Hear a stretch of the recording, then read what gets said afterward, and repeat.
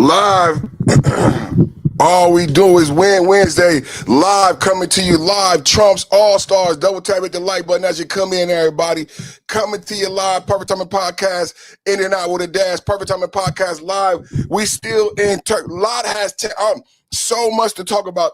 So much has transpired in 24 hours. So much has transpired in just 24 hours.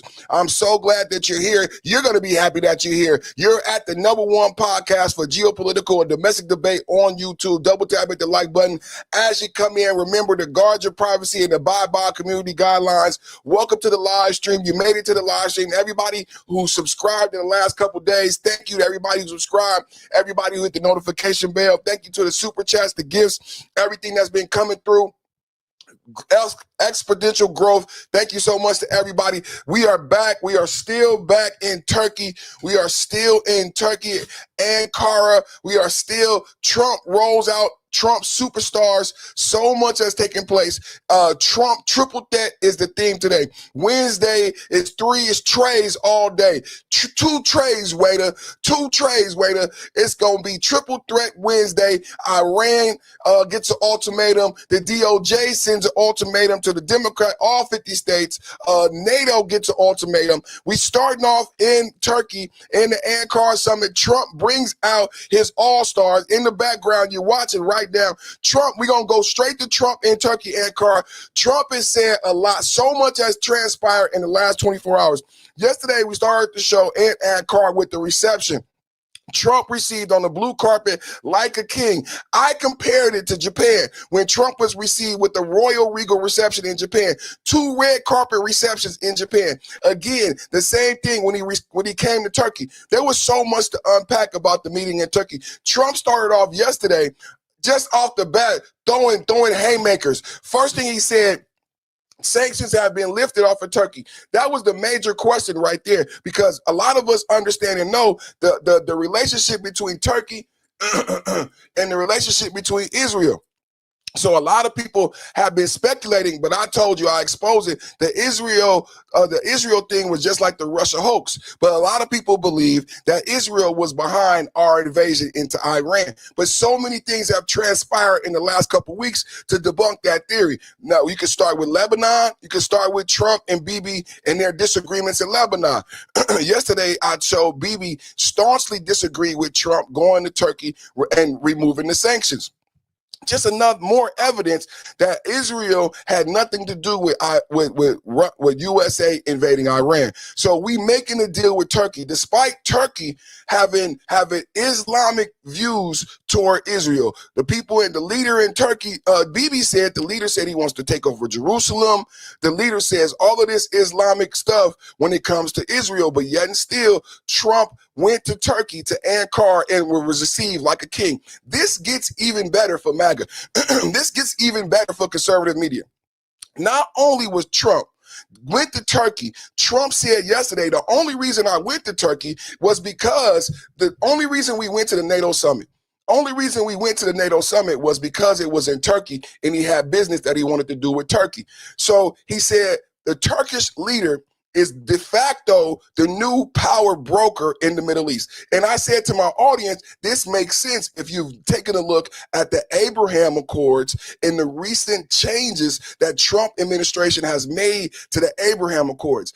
Purposely, CNN and liberal media have left out the detail and the context of the Abraham Accords when it comes to the Iran conflict, because it doesn't play well and Trump lost, Iran won. When you talk about UAE leaving OPEC, when you talk about the new positioning of Turkey, when you talk about the Abraham Accords and how it shifts responsibility in the region to those in the region, for example, Turkey, number one, he lifted the sanctions. Number two, he had granted Turkey access to F-35 fighter jets. I'm going to say this again. Big news. So much happened. So much is going on right now. He granted Turkey access to F-35 fighter jets. Now, keep in mind, this is after we shut down the Straits of Hormuz. This is after we get into a conflict with Iran. These things are transpiring in spite of. So you have to understand the context. This is the same thing like when we went to China. When we went to China, we had the Straits of Hormuz shut down. The Straits of Hormuz supplies China with over 50% of its oil. It would have made sense for China to be on the side of Iran, right? I mean, just if we're just looking at this as from a layman's perspective, you would say, okay, China gets its oil from Iran. It makes sense for China to be on, but they sided with Trump. Wholeheartedly, Xi Jinping said, I'm going to give Trump the room to do what he needs to do in Iran. We go to Turkey. Okay, we go to Turkey. So that's China. We go to Turkey. And again, the Turkish Islamic leader who is sympathetic to Iran and Iran's Shia Muslims. The Turkish leader says, I also, just like China, I am siding with President Trump. Everybody give it up for President Trump. I said the Turkish leader, just like Xi Jinping, said, I'm siding with President Trump. That's what he said. I'm siding with President Trump, and I'm going to give President Trump the room and the support to do what he needs to do in Iran. He said the same thing took place in China that took place in Turkey. Trump said Xi Jinping in China doesn't want Iran to have a nuclear weapon. Iran said, yes, sir, we don't want them to have a... This is what's going on globally. I don't know if you're paying attention geopolitically. He goes to Turkey to a NATO conference, and they ask a question. He interrupts the Turkish leader. Trump answers for him.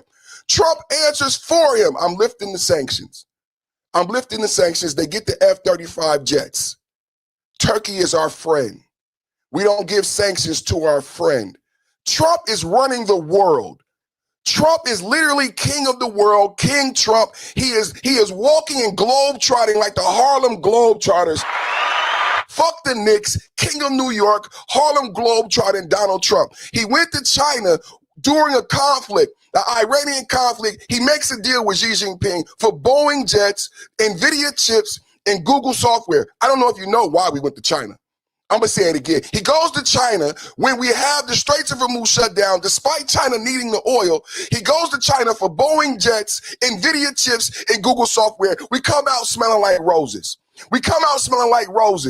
Now we in Turkey at a NATO summit. This behind me right now is Donald Trump. This is us, and you might say this is Washington. No, baby.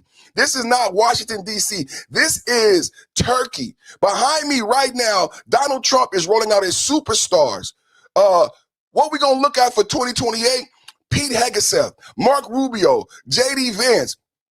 What can the Democrats do? Trump himself said it's going to be almost impossible to beat Marco Rubio and J.D. Vance. Can I get Marco Rubio and J.D. Vance in the chat?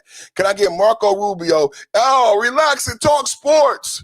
What's up with you, baby? What's up with you, baby? Shout out to the chat. W in the chat. First in the chat, get shouted out. Without a doubt. Shout out to my brother, Relax and Talk Sports. We coming in hot and heavy, man. So much has transpired. So in the beginning of the day yesterday, what we learned, Trump is being received well around the world. Maybe even better than America. Japan had a huge celebration for the 4th of July. Japan had a 250 celebration for the 4th of July, right? So globally, America is looking great. Globally, on a geopolitical scale, and that's what we do here every day, 1 p.m. Double tap at the like button. It's the perfect time to podcast, everybody. Everybody watching right now, it's absolutely free. I'm going to ask a big favor. Pretty please, everybody watching right now, it's absolutely free. Hit the like button right now. Double tap, hit the like button right now. If you're so inclined, it's also free to hit the subscribe button. Everybody watching right now, huge favor. If you support Trump, if you support America, hit the like button. We got a lot to talk about today. We're going to talk about Iran. We're going to talk about the DOJ, and we're going to talk about NATO. We're starting off with NATO. We're starting off in Ankara, Turkey, where Trump rolls out his superstars. Trump said that Turkey is our friend, just like the negotiation with Russia. Turkey, no more sanctions on Turkey. If you don't know what's going on in Russia, with Steve Wilkoff and Jared Kushner and the Abu Dhabi lobby in the peace agreement, it's the same thing with Russia. So everybody should be prepared on the new global outlook for 2028 with Marco Rubio and JD Vance. The same thing is going to happen with Russia. Everybody may be surprised about what took place in Turkey, about Trump saying very quickly, they are our friends. He said the same thing with China and Xi Jinping. What we come to find out is that Trump was friends with Xi Jinping. They had a great relationship before, after, and now. We saw them take walks together. How many people, they told us to be afraid of China. Turns out China is our friend. Trump and Xi Jinping have a long-lasting friendship and relationship and going to work together to make the world better. He arrives in Turkey. We see the same thing, a friendship. He said, Turkey is our friend. No more sanctions, access to F-35 jets. But that was just the beginning of the day. As we went on and we explained the negotiations and we explained, now MAGA media, conservative media like myself, we have eviscerated Macron and Starmer. From day one, February 28th, if you watch my channel, I have been going in on Starmer, I have been going in on Macron, and I have said we need to defund NATO over and over again. NATO is not our allies. NATO don't have our back. But I'm not the only one in conservative media. I'm not the only one in conservative media who have been ringing the bell that NATO is not our allies. Spain being a free rider. If you watch my channel, the term free rider came from here. If you've ever heard the terminology, Spain is a free rider. I broke down the map. I showed the numbers on who contributes what and how much to NATO. I also said the reason you don't hear enough about the NATO contribution is because it would inadvertently lead you to Ukraine versus Russia. Ukraine versus Russia doesn't play well today because everyone would have to admit certain questions that are asked about Iran. People ask a lot. How long have we been in Iran? 2 months. How long have we been in the Ukraine? Several years. How much money has it cost in Iran? 20 to 30 billion. How much money did it cost in the Ukraine? $300 billion. How much will it cost to rebuild the Ukraine? We're talking about over $580 billion. We're talking about $1 trillion rebuild in the Ukraine. 30,000 people died in the Ukraine last month. I just played a video this week where Russia bombed the capital of the Ukraine, Kiev. Russia is advancing in the Ukraine. See, you can't talk about the Ukraine in 2026 because it doesn't play well with the Trump fanatical crowd who wants to hate Trump. Because if you talk about the Ukraine, you have to talk about the failures of the Biden administration. You also have to talk about the failures of the Obama administration. So the Ukraine is not good news for CNN, right? But on MAGA conservatives who understand geopolitics, you can't talk about Iran. You can't talk about this NATO issue. As I get into the NATO issue that Trump is about to talk about, you can't talk about the NATO issue, us no longer participating in NATO and Europe needing to militarize itself. They're bringing down troops, 5,000 troops. United States drew down 5,000 troops in Germany. You cannot talk about NATO without talking about the Ukraine. Because what's going on right now is Americans, and Trump is saying to NATO, Europe and the UK and Britain, what is our return on our investment? If we can't use our bases, if you won't give us access to Greenland, why are we spending trillions of dollars to protect you from Russia and Putin when Putin is our friend? What is our ROI? Yesterday I said, put it in the chat, ROI. What is our ROI? Why are we spending so much time and money protecting Europe and we get nothing in return? I'm not even trying to be mean this morning. I'm being logical. Let's go to Trump. Let's go to Trump because I want to go to Trump and what he said about Spain. Because I've told you that Spain is a free rider. I've had disputes in the chat. I've debated it. I presented to you dirty Pedro Sanchez of Spain. And I've told you a number of times there's reason why we're defunding USAID. We support the defunding of USAID. We support the defunding of the UN. We support the defunding of NATO. Double tap, hit the like button. Finally, Americans are learning the truth behind why NATO is no longer aligned with American principles and designs. Double tap at the like button as you come in, man. It's absolutely free to hit the like button, man. That's a lot of press. Wow. Well, it's important stuff. And, you know, our team out here, well, they've all become stars, superstars, actually. Superstars. But we want to thank you very much. We've had a tremendous time and I think a great success. And we just concluded a very successful NATO summit here in Turkey. And I want to thank President Erdogan, who's really a great man. He's a great leader. He's a friend of mine, been a friend of mine for a long time. He's a strong person, a very strong personality, and that's why he runs such a successful and good country, and really a great, I would say, a great country. Militarily, he's very powerful. People leave him alone, but he's really done a fantastic job. And from the moment we got off the plane, you look at the airports were beautiful. They built a new terminal for our arrival. Everything was beautiful. And so I just want to thank President Erdogan, who's done a fantastic job in Turkey. And I also want to thank NATO Secretary General Mark Rutte. Mark is an extraordinary person, smart, great leader. It's not easy leading so many leaders like that. You get a lot of leaders and they're strong personalities, every one of them. And Mark does an unbelievable job. Couldn't find anybody better.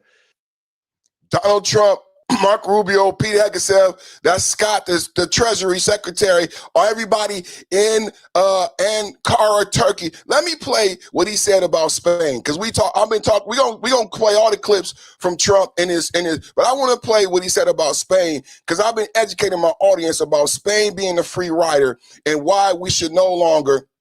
He met with Zelensky and why we should no longer be part of NATO.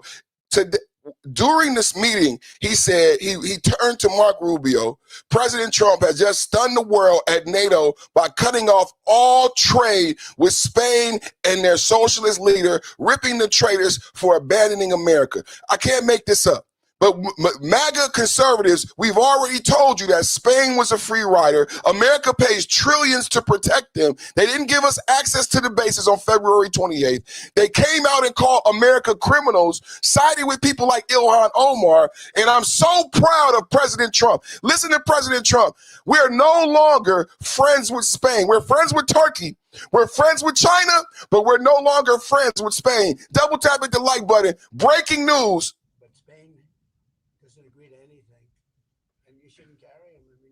Automatically carry because you're protecting an area, so they're there. So they probably figure they have to protect us, right? But we don't have to. We don't have to trade with them. I don't want to do any more trade with them. All right? Sure. Take it immediately. Don't even talk to them. They're hopeless. Bad people, because they have everybody else going and paying and working in Spain. In particular, Spain. There are a couple of others, but in particular, Spain. They're open about it. They're hostile about it, and let's see how hostile they remain when they call up and they, please, we want to trade with you, sir. We want to trade with you, sir. They make so much money with us, and we're going to see that they make a lot less. I want no business with them. So other than that, we're having the big meeting in a little while, and I'm going to. But Spain. Wow, breaking news. Did y'all hear it? Donald Trump in a meeting in Ankara, Turkey, turns to the cabinet, Marco Rubio, and says, I want no more business with Spain. But this is not a surprise to the conservative media. This is not a surprise to Republicans who have been paying attention to the geopolitics. We knew that Spain was a free rider. I played to you Pedro Sanchez. When we invaded Iran February 28th, Pedro Sanchez, leader, I call him Dirty Sanchez. I call him Dirty Sanchez. Pedro Sanchez, leader of Spain, came out and said that America are thugs, America is criminals, and then he made this delineation. This was so important that certain media outlets called out. Certain media outlets, when it came to Greenland, when it came to Venezuela, and when it came to Iran, Denmark and certain European nations made a delineation that we highlighted here. Denmark and Spain said, we are with the EU. We are not with America. I called it out on my channel. I said, did you guys hear that? I said, that was the same language that Denmark had when it came to Greenland. They made a delineation between the EU and America. And I've been saying that Starmer and Macron and Zelensky, when it comes to Ukraine and Russia, they have a different motive. They have a different outcome and a different design than America. And it became obvious. It became evident when it came down to Iran and Greenland. They said, and then you know what was so disrespectful? When Pedro made the statement about America, he didn't even say it in English. He knows how to speak English. Macron knows how to speak English. The Danes know how to speak English, but they purposely did not speak English, and they purposely made a delineation saying the EU's goals are extremely different than America's goals. But Americans weren't listening. Americans weren't listening when Pedro Sanchez, when all of the European leaders said that I am with the EU, I am not with America. Let's listen to Trump again say, I don't want no more. And you know what's so powerful about this moment? And I'm gonna play a video later where he gets, this gentleman here is a member of NATO from another country. His country, I forget his name in the country, but they don't like Trump. So Trump is saying fuck Spain, but it's the juxtaposition to the leader in which he says it, because it's like a warning. Does everybody understand what I'm saying? It's like a warning to this guy right here. I'm telling you right now, I don't want to do business with Spain. And if you guys don't stay in line, the same shit could happen to you. Double tap hit the like button. But Spain doesn't agree to anything. And you shouldn't carry them. I mean, you sort of automatically carry because you're protecting an area. So they're there. So they probably figure they have to protect us, right? But we don't have to. We don't have to trade with them. I don't want to do any more trade with them. All right? Sure. Take it immediately. You don't even talk to them. They're hopeless. Bad people, because, you know, they have everybody else going and paying and working in Spain, in particular Spain. There are a couple of others, but in particular Spain. They're open about it. They're hostile about it. And let's see how hostile they remain when they call up and they, please, we want to trade with you, sir. We want to trade with you, sir. They make so much money with us, and we're going to see that they make a lot less. I want no business with them.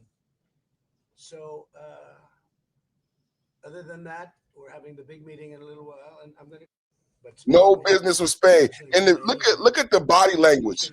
Look at the body language over here. Because in the beginning, he's not sure if Trump is serious or not, right? He's smiling, right? Look at the body language. We don't have to trade with him. Then his face changes. He can't believe what he's hearing. Spain is bad people. He's talking about Spain like a Muslim terrorist. In Spain, in particular Spain, there are a couple of others. Look at his face. Look at the body language. This is the move before Trump goes into the meeting with NATO. This is before the meeting, before breaking news. So number one, he lifts the sanctions with Turkey.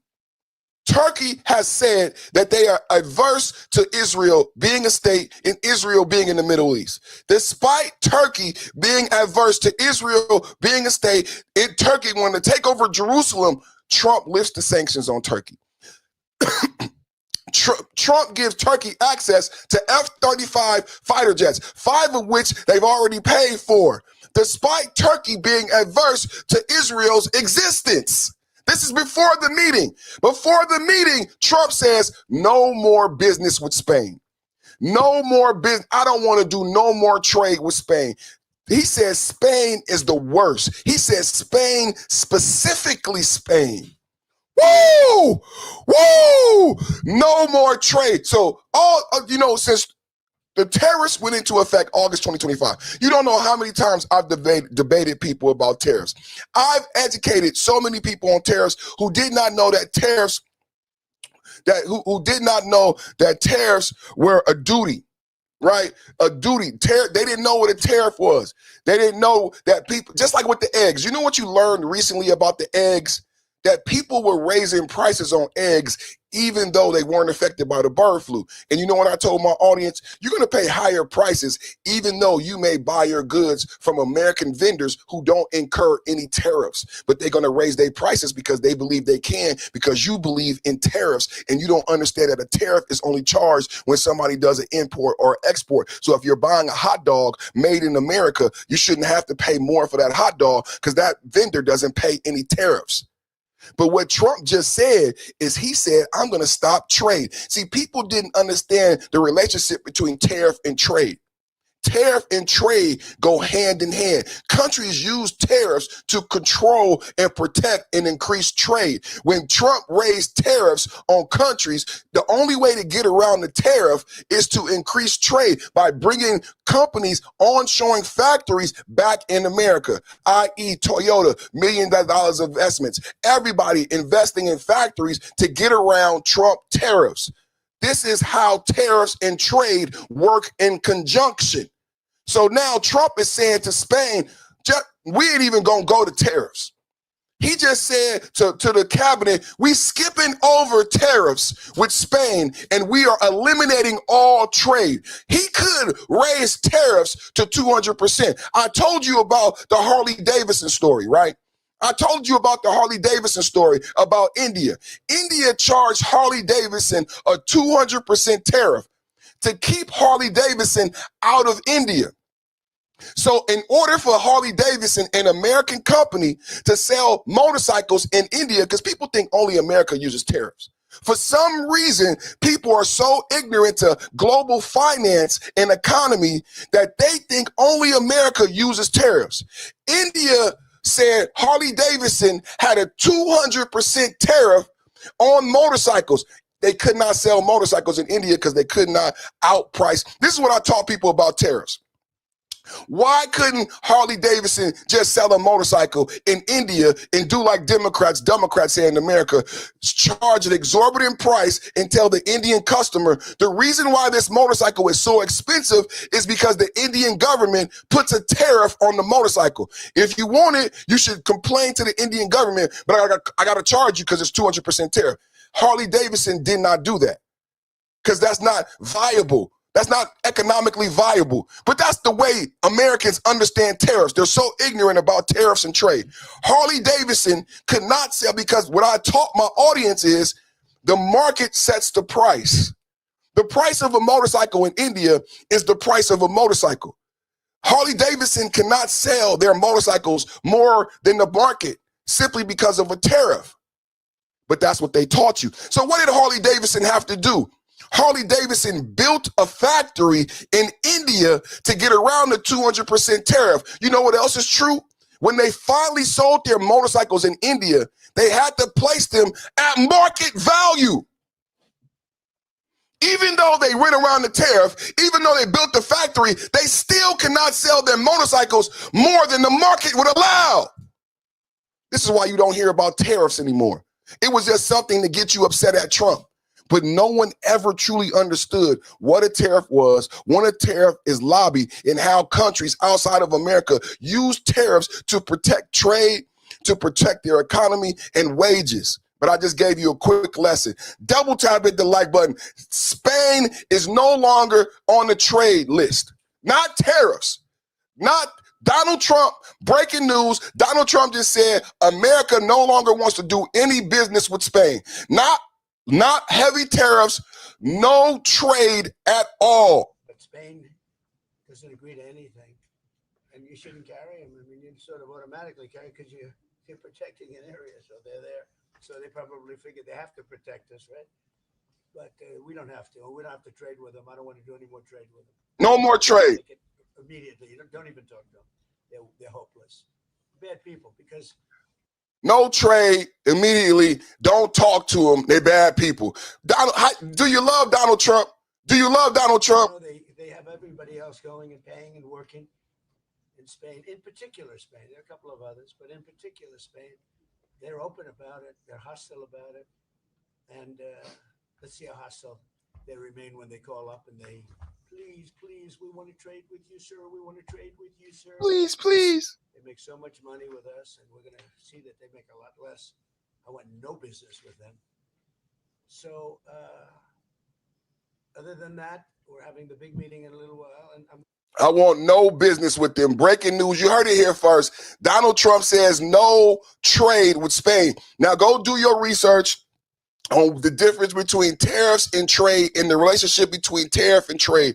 We will no longer be trading with Spain, the free rider. Now, why would Trump say and do this? Why would Trump say that Spain no longer, when he wants to do no business with Spain? Well, what we explained about the relationship with Spain is that Spain does not pay into NATO. America just spent $300 billion on a Ukrainian effort to protect Europe. Spain doesn't pay its fair share into NATO. Trump said yesterday, America has spent trillions of dollars over the past decades to protect Europe. Europe doesn't even have to militarize because of America's protection. And Spain is the lone wolf, the lone free rider. So not only has Spain not contributed fairly, but when February 28th rolled around, and you know, Spain was talking shit about Venezuela and Maduro, but not being honest about Venezuela's role in the global politics of the world. Just like Greenland, when you have China and Russian ships outside of Greenland, what you had happening in South America, you know what I was saying the other day? You know, so many people, you know, there are so many naive people when it comes to this geopolitics thing. And I said the other day, I said, how many people don't understand that Venezuela is in South America? So many people don't understand Venezuela, because we just say Venezuela, Trinidad Agua, TDA, you know, we talk about Maduro. I don't know how many people truly understand that Venezuela is in South America. That's why you don't hear about BRICS. That's why you don't hear about Brazil, because we didn't just go to Venezuela. We invaded South America. We changed geodynamics when it came to South America, BRICS, and the relationship between South America, Iran, and China and Russia. That's what Venezuela was. No one talks enough about the fact that Venezuela was a linchpin in us and our control and leverage in South America. And it echoed throughout South America. It echoed throughout Brazil. It echoed throughout Argentina. When we went to Venezuela and we took Maduro in minutes, when we shut down an entire base with 5 soldiers, when we had sonic weapons, it echoed throughout South America. We are not prepared for conflict with the United States. We are not prepared for a conflict with the United States. They came and took Maduro and did what they wanted to do. We are not prepared. It echoed. You don't hear shit about Brazil. You don't hear shit about BRICS. But when we went to Venezuela, Spain, and Pedro Sanchez, they said America were isolationists. America were thugs. But they had nothing to say about Iran and unsanctioned oil tankers leaving Venezuela. They had nothing to say about the relationship between China and Venezuela. They had nothing to say about Hezbollah training camps in Venezuela. They had nothing to say about how Venezuela and South America was becoming so anti-America that we had to do something. They didn't say shit about that. But when we went to Venezuela and did what we had to do to stop the proliferation in South America on the Western Hemisphere of anti-American sentiment on the Western Hemisphere, Spain did not agree with that. Then on February 20th, then we go to get Greenland, and then Pedro Sanchez in Spain, like I said, makes the delineation. Spain is with EU. Like they left NATO. If you listen to me, they left NATO 6 months ago. Denmark, Spain, they left NATO months ago. They left NATO months ago. Double tap hit the like button. Everybody watching right now. We coming to you live. We coming to you live from Ankara, Turkey. Trump rolls out the superstars. We got so much to report. So much to report. Now, when I first started yesterday, When I first started yesterday, I told you the sanctions were lifted, right? I told you the sanctions were lifted on Turkey. Trump granted Turkey F-35 jets. I'm starting off today by telling you that Trump has said we're no longer going to trade with Spain, but I'm leaving something huge out. What happened at the end of the day yesterday? As we go forward with the update, at the end of the day yesterday, Iran, now number one, the day before yesterday, the Ayatollah Khomeini was laid to rest. Allah Akbar, Allah Shabila, Habibi. The supreme leader was laid to rest the other day. It's going to be a month-long funeral, you know. So I said, and then the son is supposed to be the new supreme leader, but we haven't seen the son for 4 months. We haven't seen or heard him. What I said yesterday is that Iran missed an opportunity in geopolitics on the global stage. There are a lot of people in liberal media who say and make jokes, Iran won the war. I say Iran lost wholeheartedly. Now, but the thing is this, I admit Iran has won the propaganda war, right? Because you have Democrats and you have all these comedians making jokes about Trump losing and Iran winning, right? But if Iran won the war, this was a calculation that I made. This was the first time that the global stage had all eyes on Iran. They buried 6 to 7 people, including a baby. They had a baby coffin. The world's eyes were on Iran. This was a one and only opportunity. This was a one and only opportunity to say to the world, we are the winners. We are the champions, my friends, and we'll keep on fighting to the end.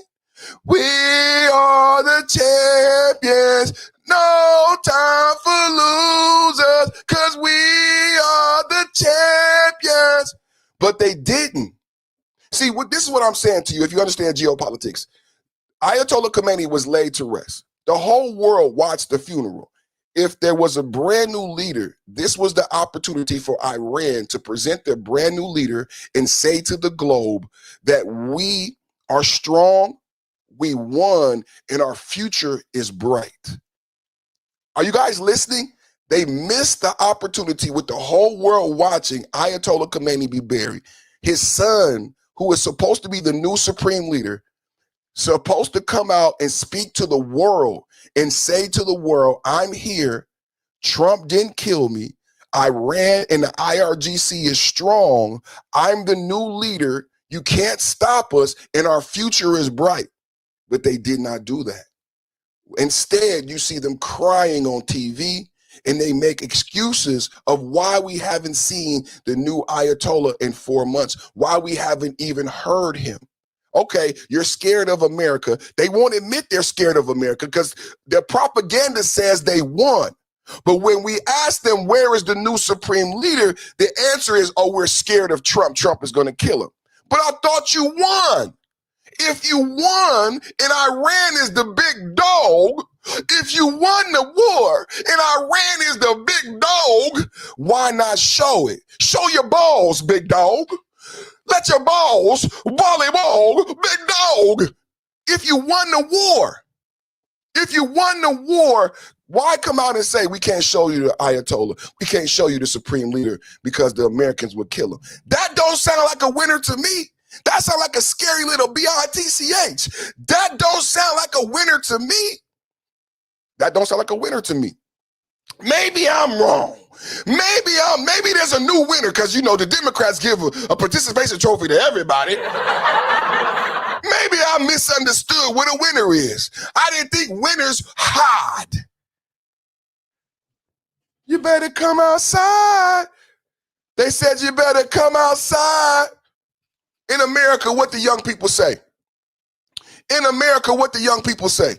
I'm just going to say it how it is. I'm just going to tell it how a TI is.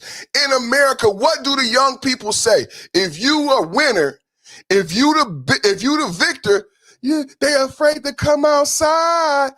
The winner is outside. The winner is outside. We outside. It's the summer. It's 90 degrees today. My baby's at the swimming pool. The victors are outside. If Iran won, the new Ayatollah would be outside. Xi Jinping is outside. Trump is outside. The leader of Turkey is outside. Bibi is outside. Every world leader is outside. They're afraid to come outside. So Iran is the victor, right? Liberals, liberal comedians, Tim Dhillon, all of you fake Republicans, all of you fake MAGA, if Iran is the winner, why are they afraid to come outside? Why when the whole world was looking at Iran, why we didn't see the supreme leader? Why do they have an excuse about why we haven't seen him in 4 months or even heard his voice? Because they're afraid to come outside. They're afraid to come outside. I'm not making it up. Where they at? Who? Where they at? Where they at? They're afraid to come outside, man. Let's go to the video. Double tap at the like button. Mr. President, Tyler Pager with the New York Times. Last month, you said Iranian leaders were very rational people, nice people to deal with, strong people, smart people. Today, you said they were scum, sick people, and being led by sick people. What changed, and do you think... I got to know them. So I've said that about a lot. Now, when you say rational, I think they're much more rational than level 1, level 2. Level 1 is gone, level 2 is gone. This is level 3. I think... Mr. President, Tyler Pager with the New York Times. Last month, you said Iranian leaders were very rational people, nice people to deal with, strong people, smart people. Today, you said they were scum, sick people, and being led by sick people. What changed, and do you think... I got to know them. So I've said that about a lot. Now, you see Marco Rubio? I got to know him. Listen, look at Marco Rubio came and look. Changed, and do you think... I got to know him. So I've said that about a lot. Now, when you say rational, I think they're much more...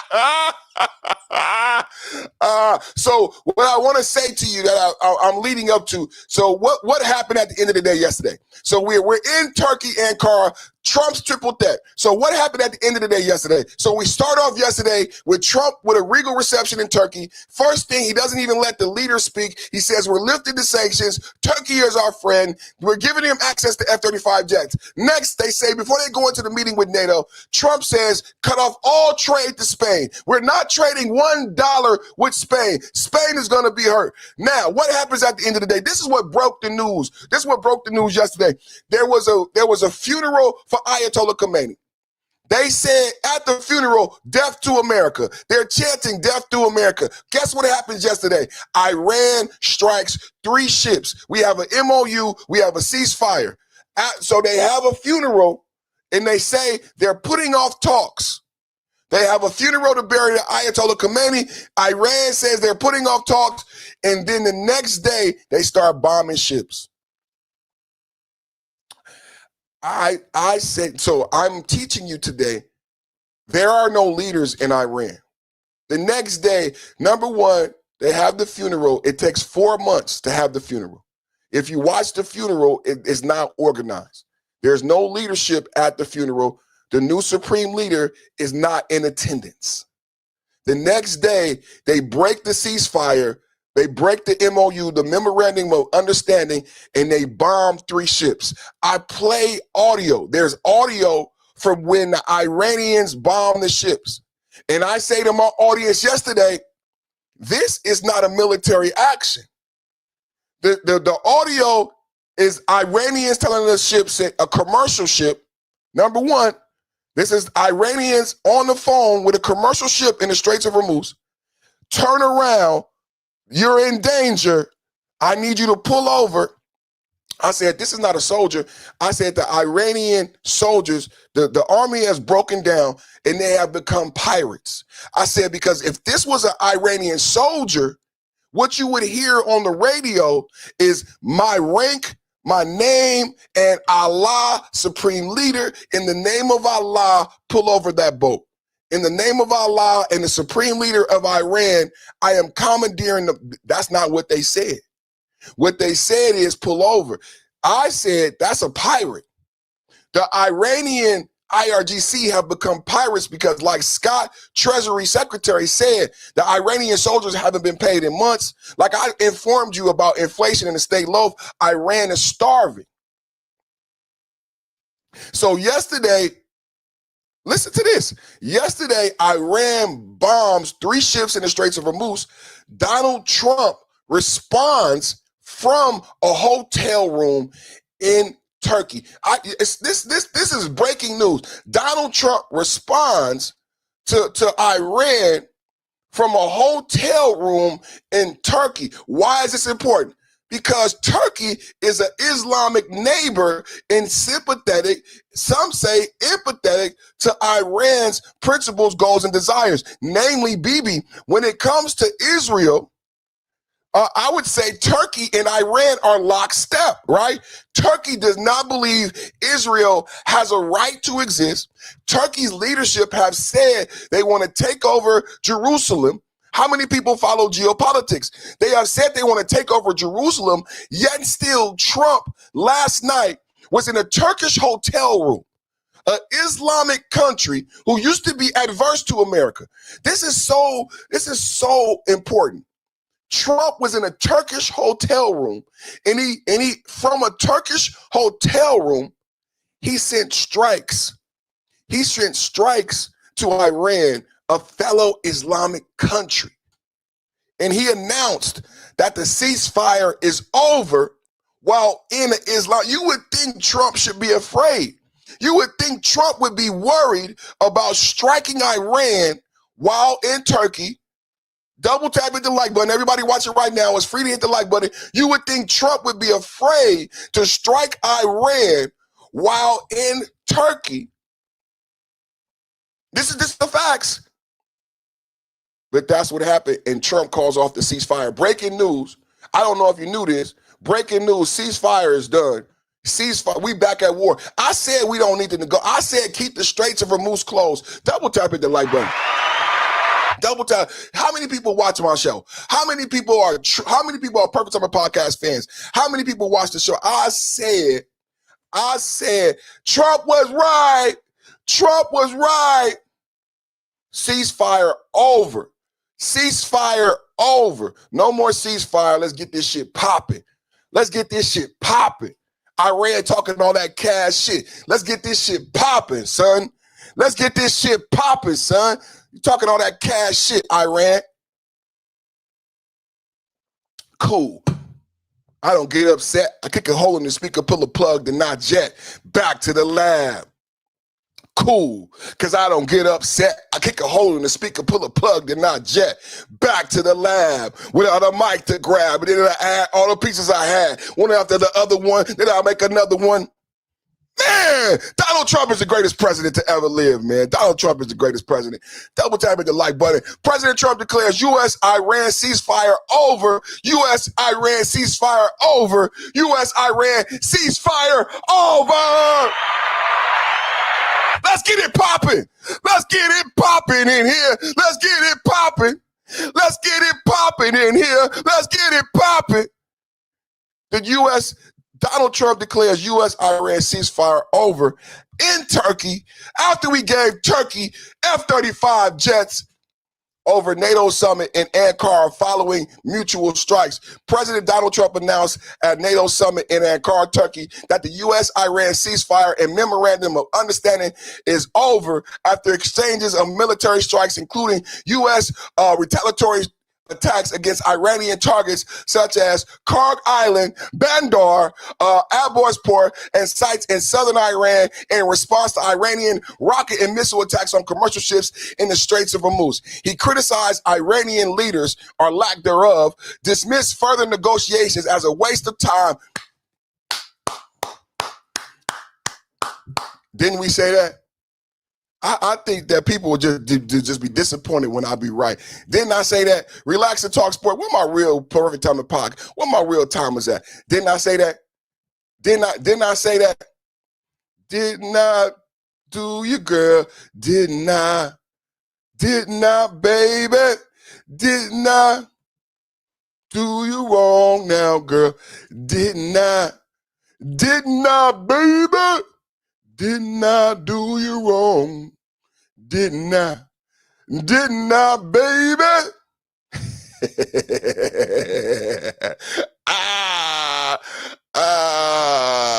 Oh man. There's only one big dog. There's only one big dog. Say it for me one more time. There's only one big dog. Big dog. Big dog. Big dog. There's only one big dog.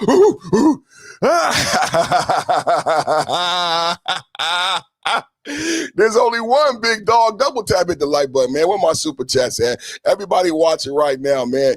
It's absolutely free to hit the like button, man. It's absolutely free to hit the like button, man. Double tap, hit the like button. Hello, President Trump. Spain and countless others want USA support. Trump doesn't give our help away for free. Double tap, hit the like button. Shout out to everybody in the chat. Shout out to everybody in the chat. USA never charged terrorists, but other countries charge the U.S. Trump told freak other countries to stop spending their drugs for stop sending their drugs, or I tear a few countries didn't end drugs into the USA.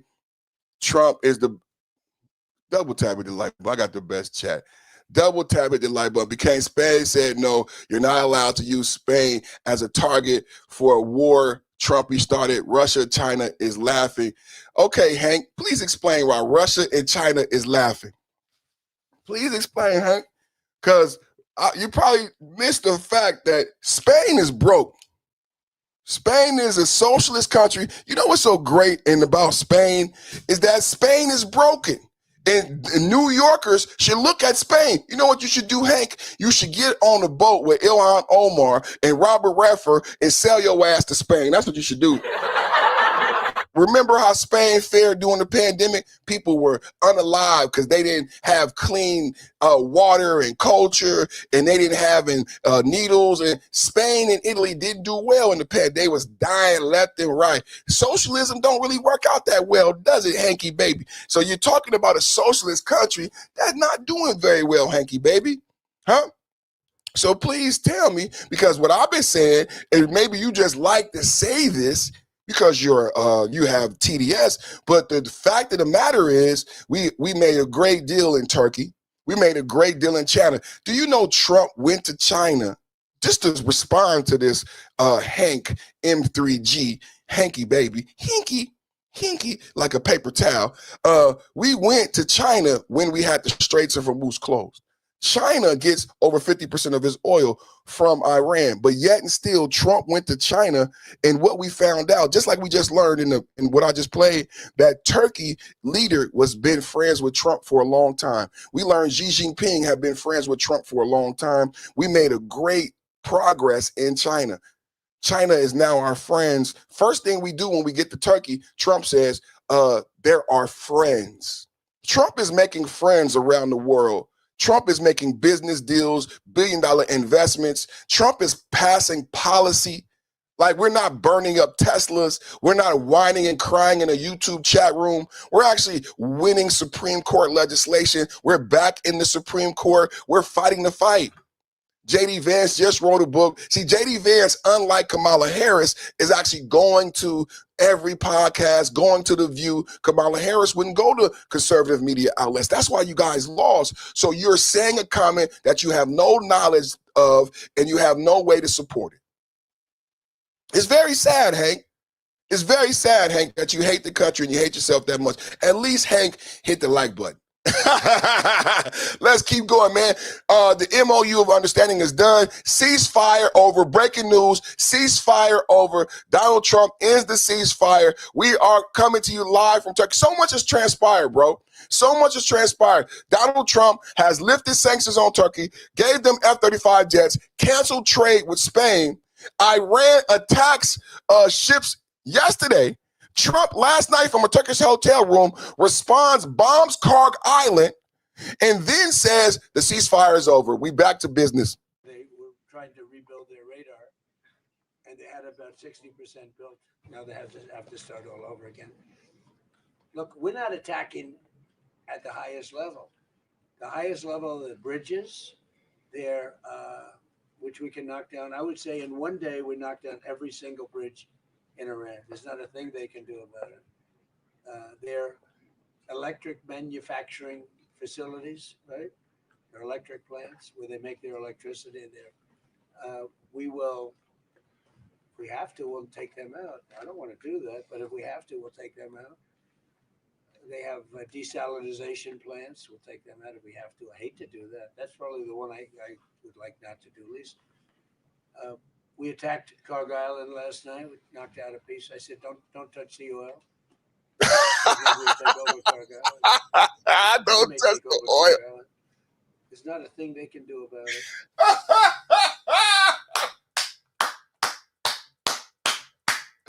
And we keeping the oil. And we keeping the oil. I mean, other Democrats, man, you be mad at Trump. Like Trump didn't hide the $1 billion he made off of crypto. Trump not hiding the fact that we stole oil from Iran and we bombed Carg Island, but we did not fuck with the oil because we gonna steal the oil. I love my president, man. We took all the oil in Venezuela. I mean, this is what America does. Venezuela has the biggest oil deposits in the globe, the largest gold deposits in the globe. Now we in Iran bombing Carg Island, but he said, don't touch the oil because we gonna steal it. We gonna take the oil. I love Donald Trump.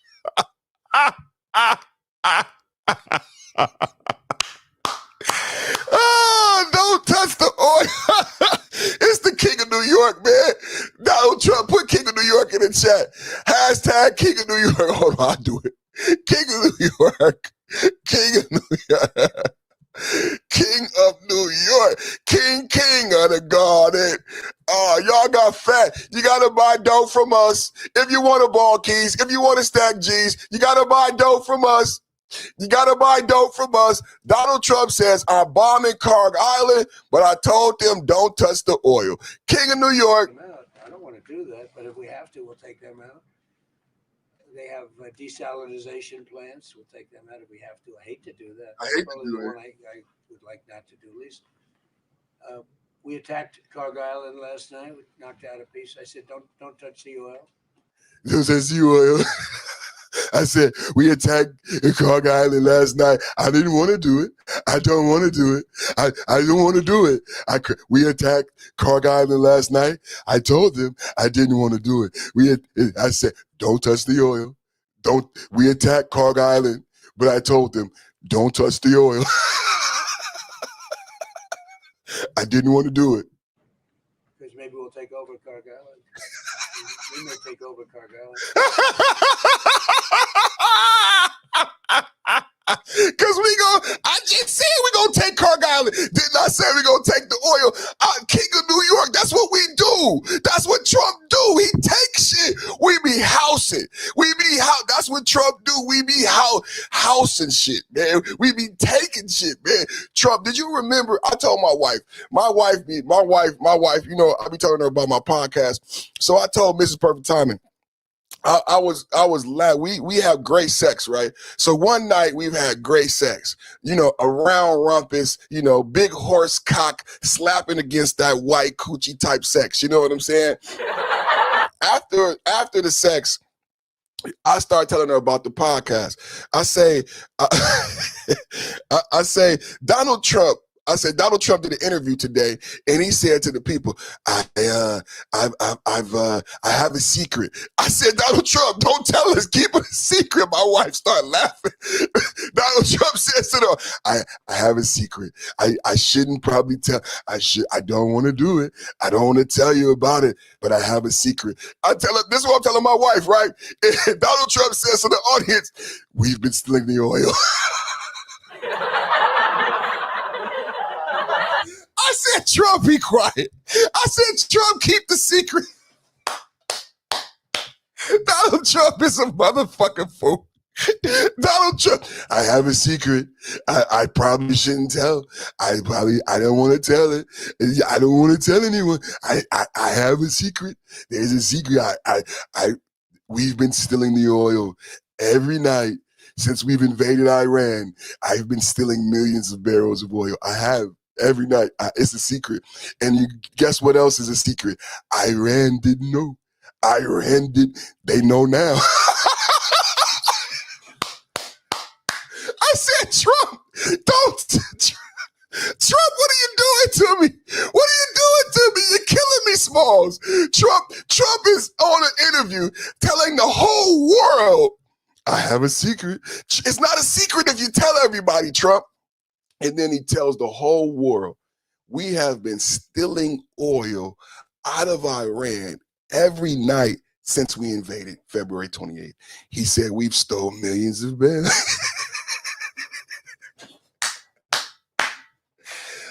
Woo! Best president! Best president! So I don't know if you guys knew that secret.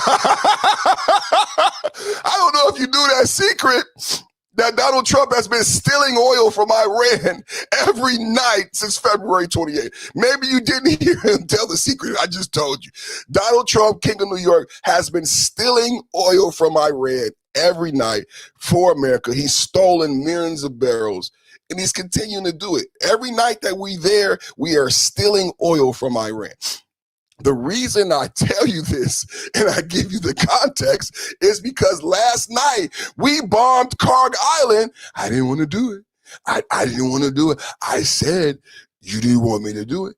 I said, bomb Karg Island. Don't mess with the oil. We may take Karg Island. I think we're going to keep it. Right? I think we're going to keep we may take over Karg Island. We take in the oil. I told them bomb Karg. I don't want to do it. I didn't want to do it, but I bombed Karg Island, and I'm going to keep the oil. Donald Trump is announcing that he bombed Karg Island, and we're keeping the oil. Facilities, right? Their electric plants where they make their electricity there. We will, if we have to, we'll take them out. If we have to do it. But if we have to, I don't want to do it. They have desalinization plants. We'll take them out if we have to. I hate to do that. I hate to do it. One I would like not to do least. We attacked Karg Island last night. We knocked out a piece. I said, don't touch the oil, because maybe we'll take over Karg Island. We may take over Karg Island. There's not a thing they can do about it. But I said, don't hit the pipes. Just hit everything else. And they hit it. And they hit it again tonight. So, as for your question, normally I'm not that way. But they really deserve it. Because they're saying they want to make a deal, but they don't. They asked for a timeout. They wanted to go to the funeral of Khomeini. And I said, give it to them. And they start shooting missiles. I mean, it was the craziest thing. Now, we did kill him.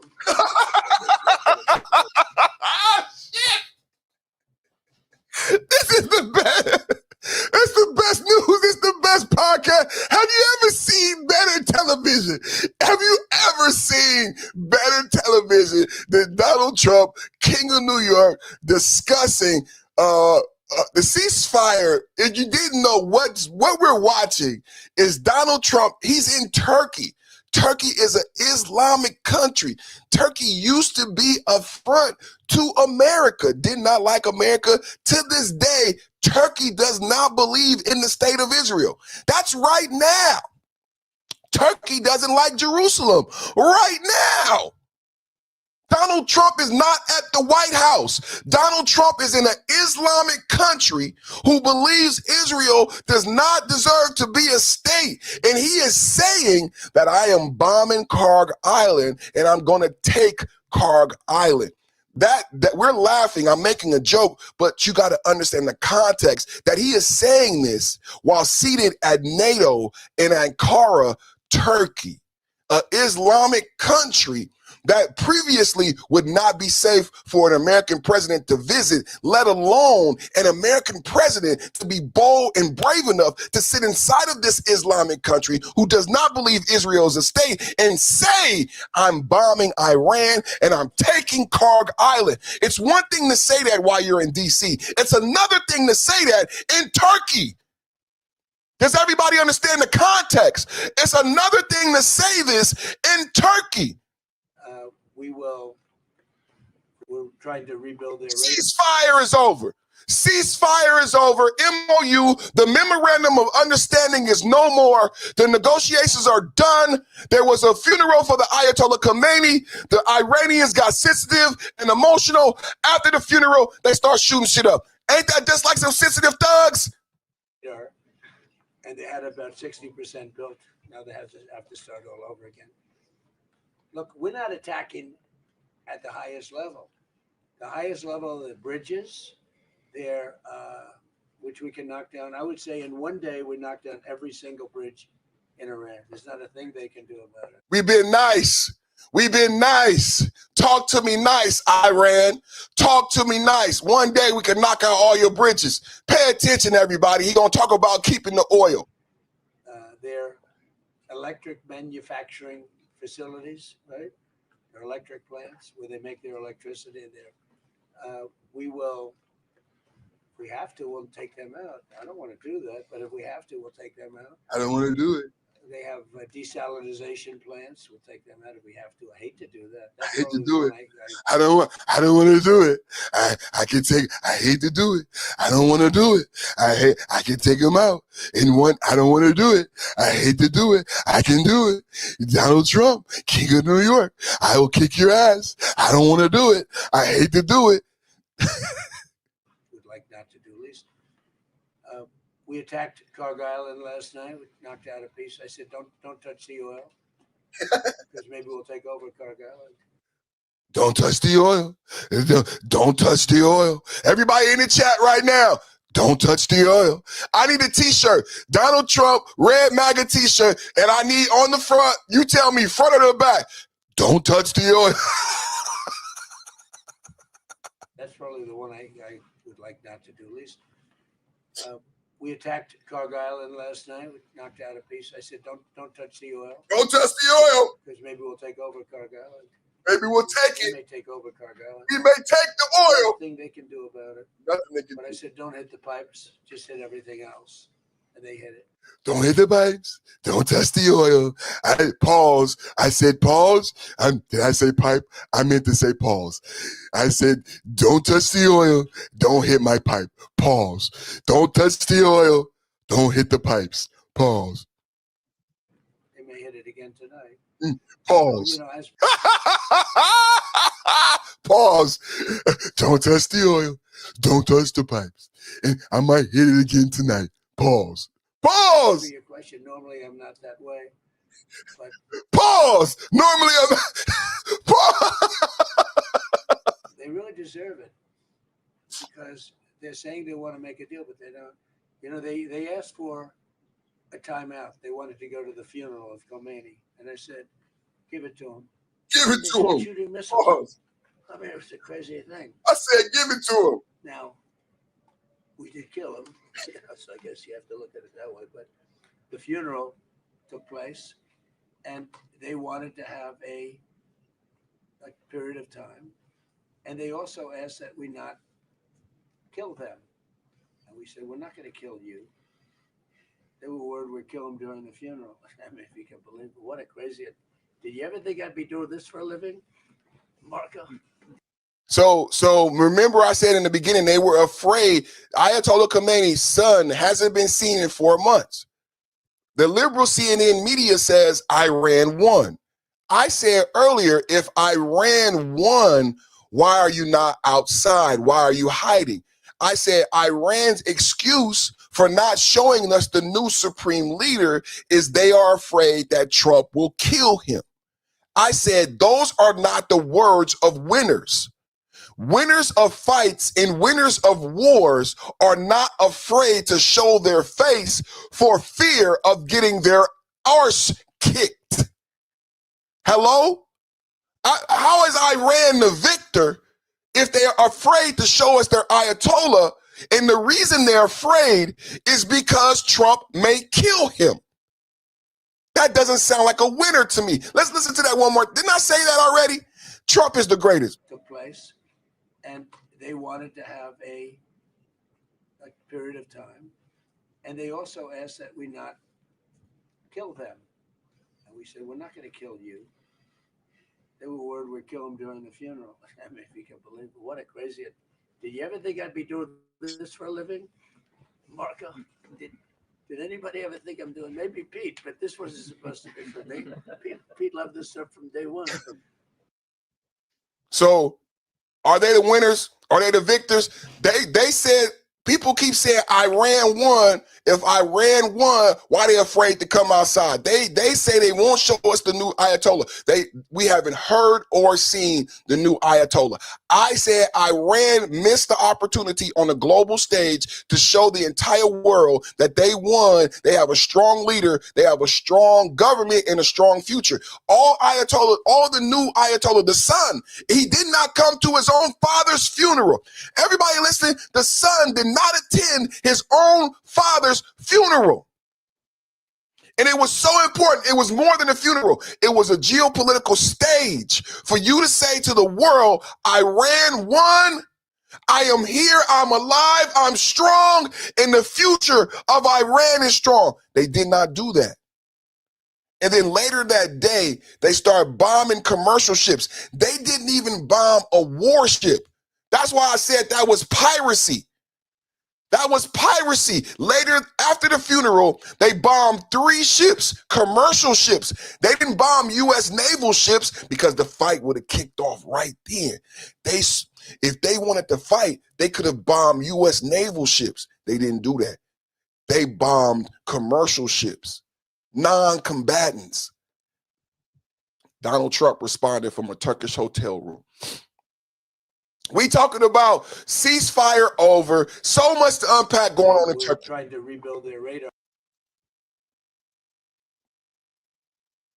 So much going on in Turkey right now. The Straits of Iran, I'm not listening to that bullshit from Iran.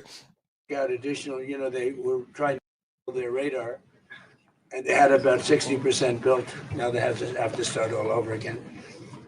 Look, we're not attacking at the highest level. The highest level of the bridges, which we can knock down. I would say in one day we knock down every single bridge in Iran. There's not a thing they can do about it. Their electric manufacturing facilities, right? Their electric plants where they make their electricity there.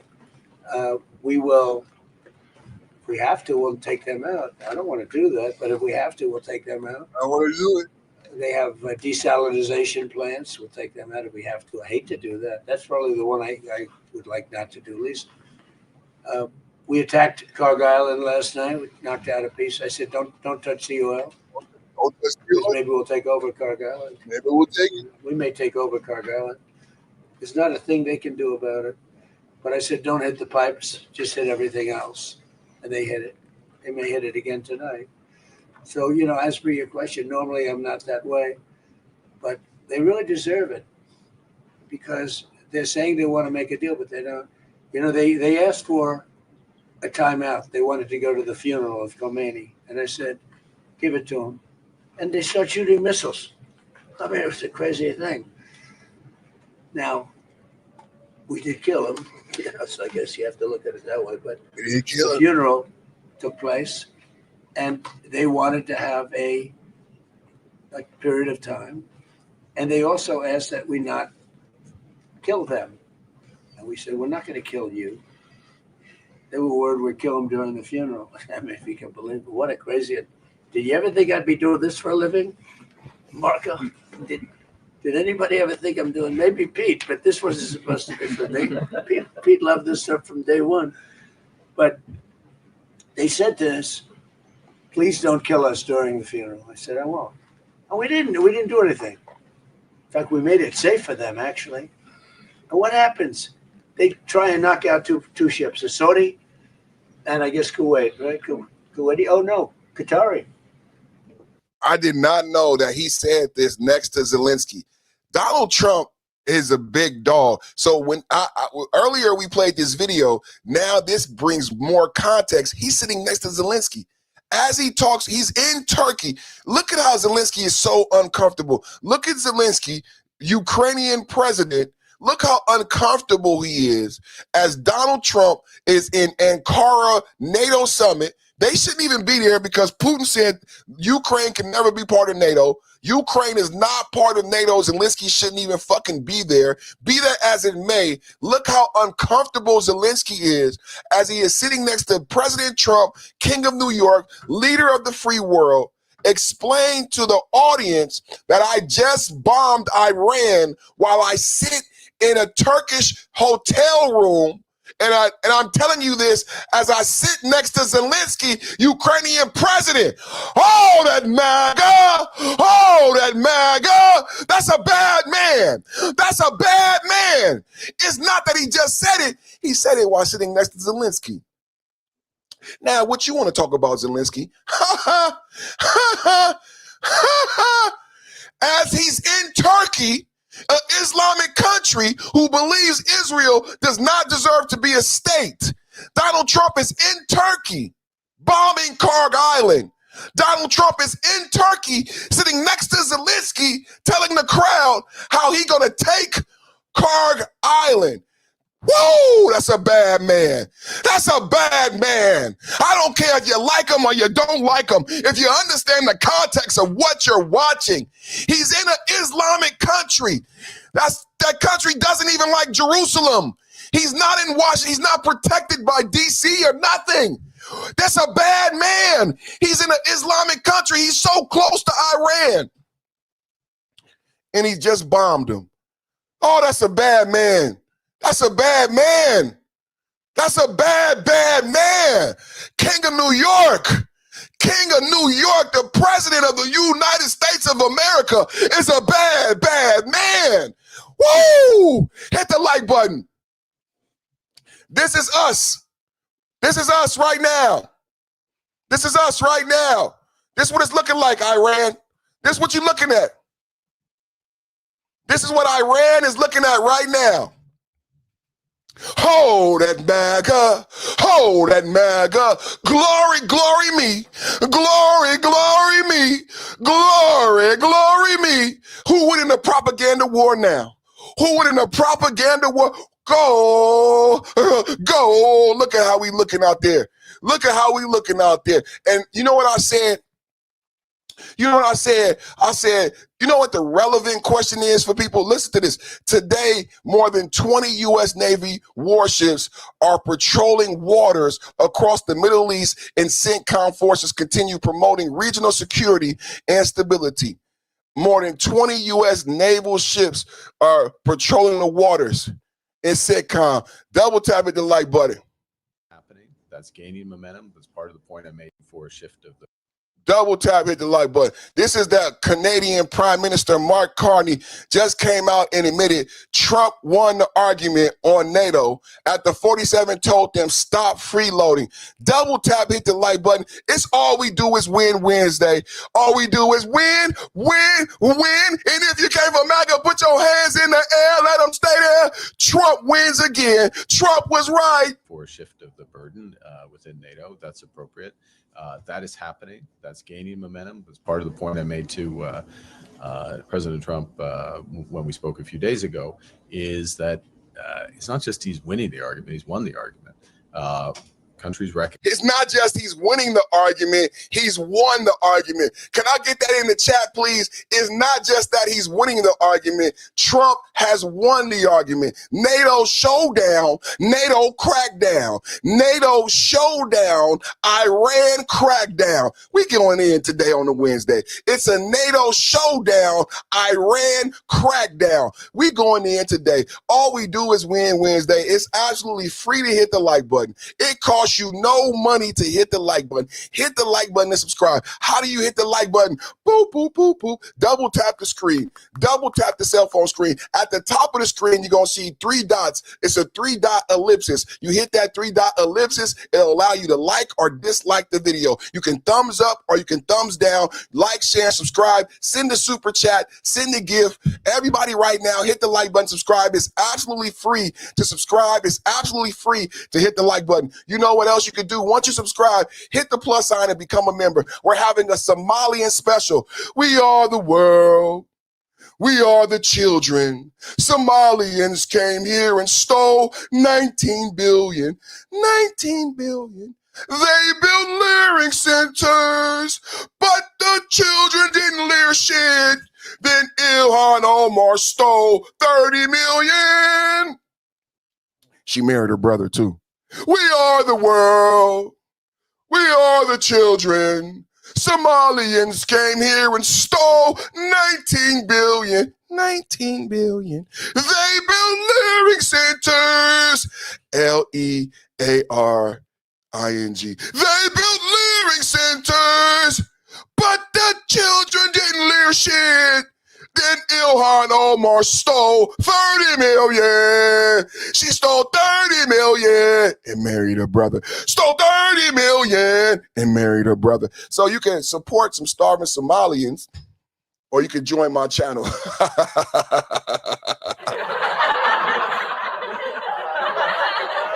You can support some starving Somalians, or you can join my channel. Prime Minister of Canada says Trump has won the argument. Trump is not winning the argument. Trump has won the argument. I think that's what MAGA means, right? And I just want to say MAGA lives.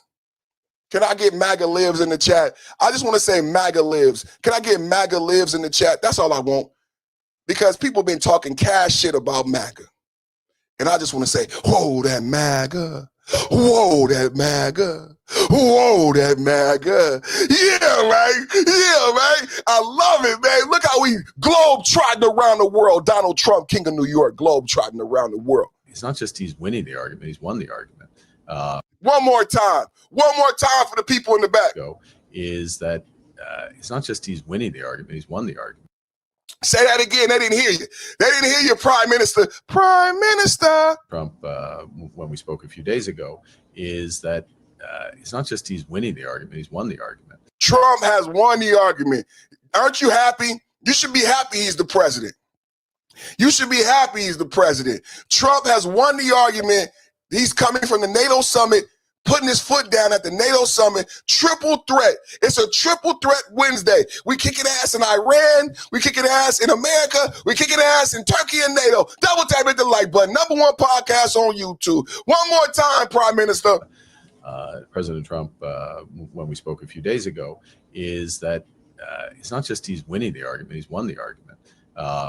Countries recognize that they need to take more responsibility, see the direct threats. Now, the question for NATO, and the part of what we will discuss and part of the point I will make in the room with my 3.5 minutes of time for a shift of the burden within NATO, that's appropriate. So what he is saying is, not only is Trump right, but when this is so important, it's like I'm having a good time, right? It's a podcast. What I do is I entertain, right? I'm entertaining, but at the same time, I'm educating. It's an edutainment, right? It's edutainment, right? But this is not just a good thing and a victory for Trump and MAGA and Republicans. This is a good thing for the United States and United States of America and citizens of the United States.